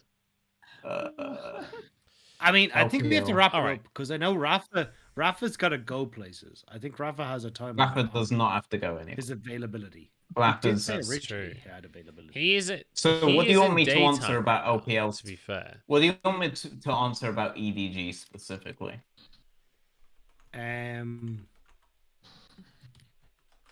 I'd say thoughts on JJ. Actually, I'd be very curious to see your thoughts on Flandre because that is a massive point. I remember that guy between Nelson and a lot of other folks. Okay, but Nelson can't. Right, I'm not gonna finish that sentence. I'm happy for Nelson's success.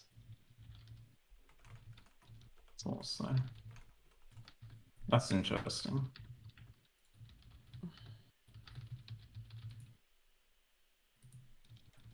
Really? How do you do that? Okay, so... Oh, he already had... So how does he get that advantage? It is... Alright, look, veteran, I'm going to say Bevvies with the Boys is probably not the place to live analysis. That's true. That's definitely true. Wait, I can screen share.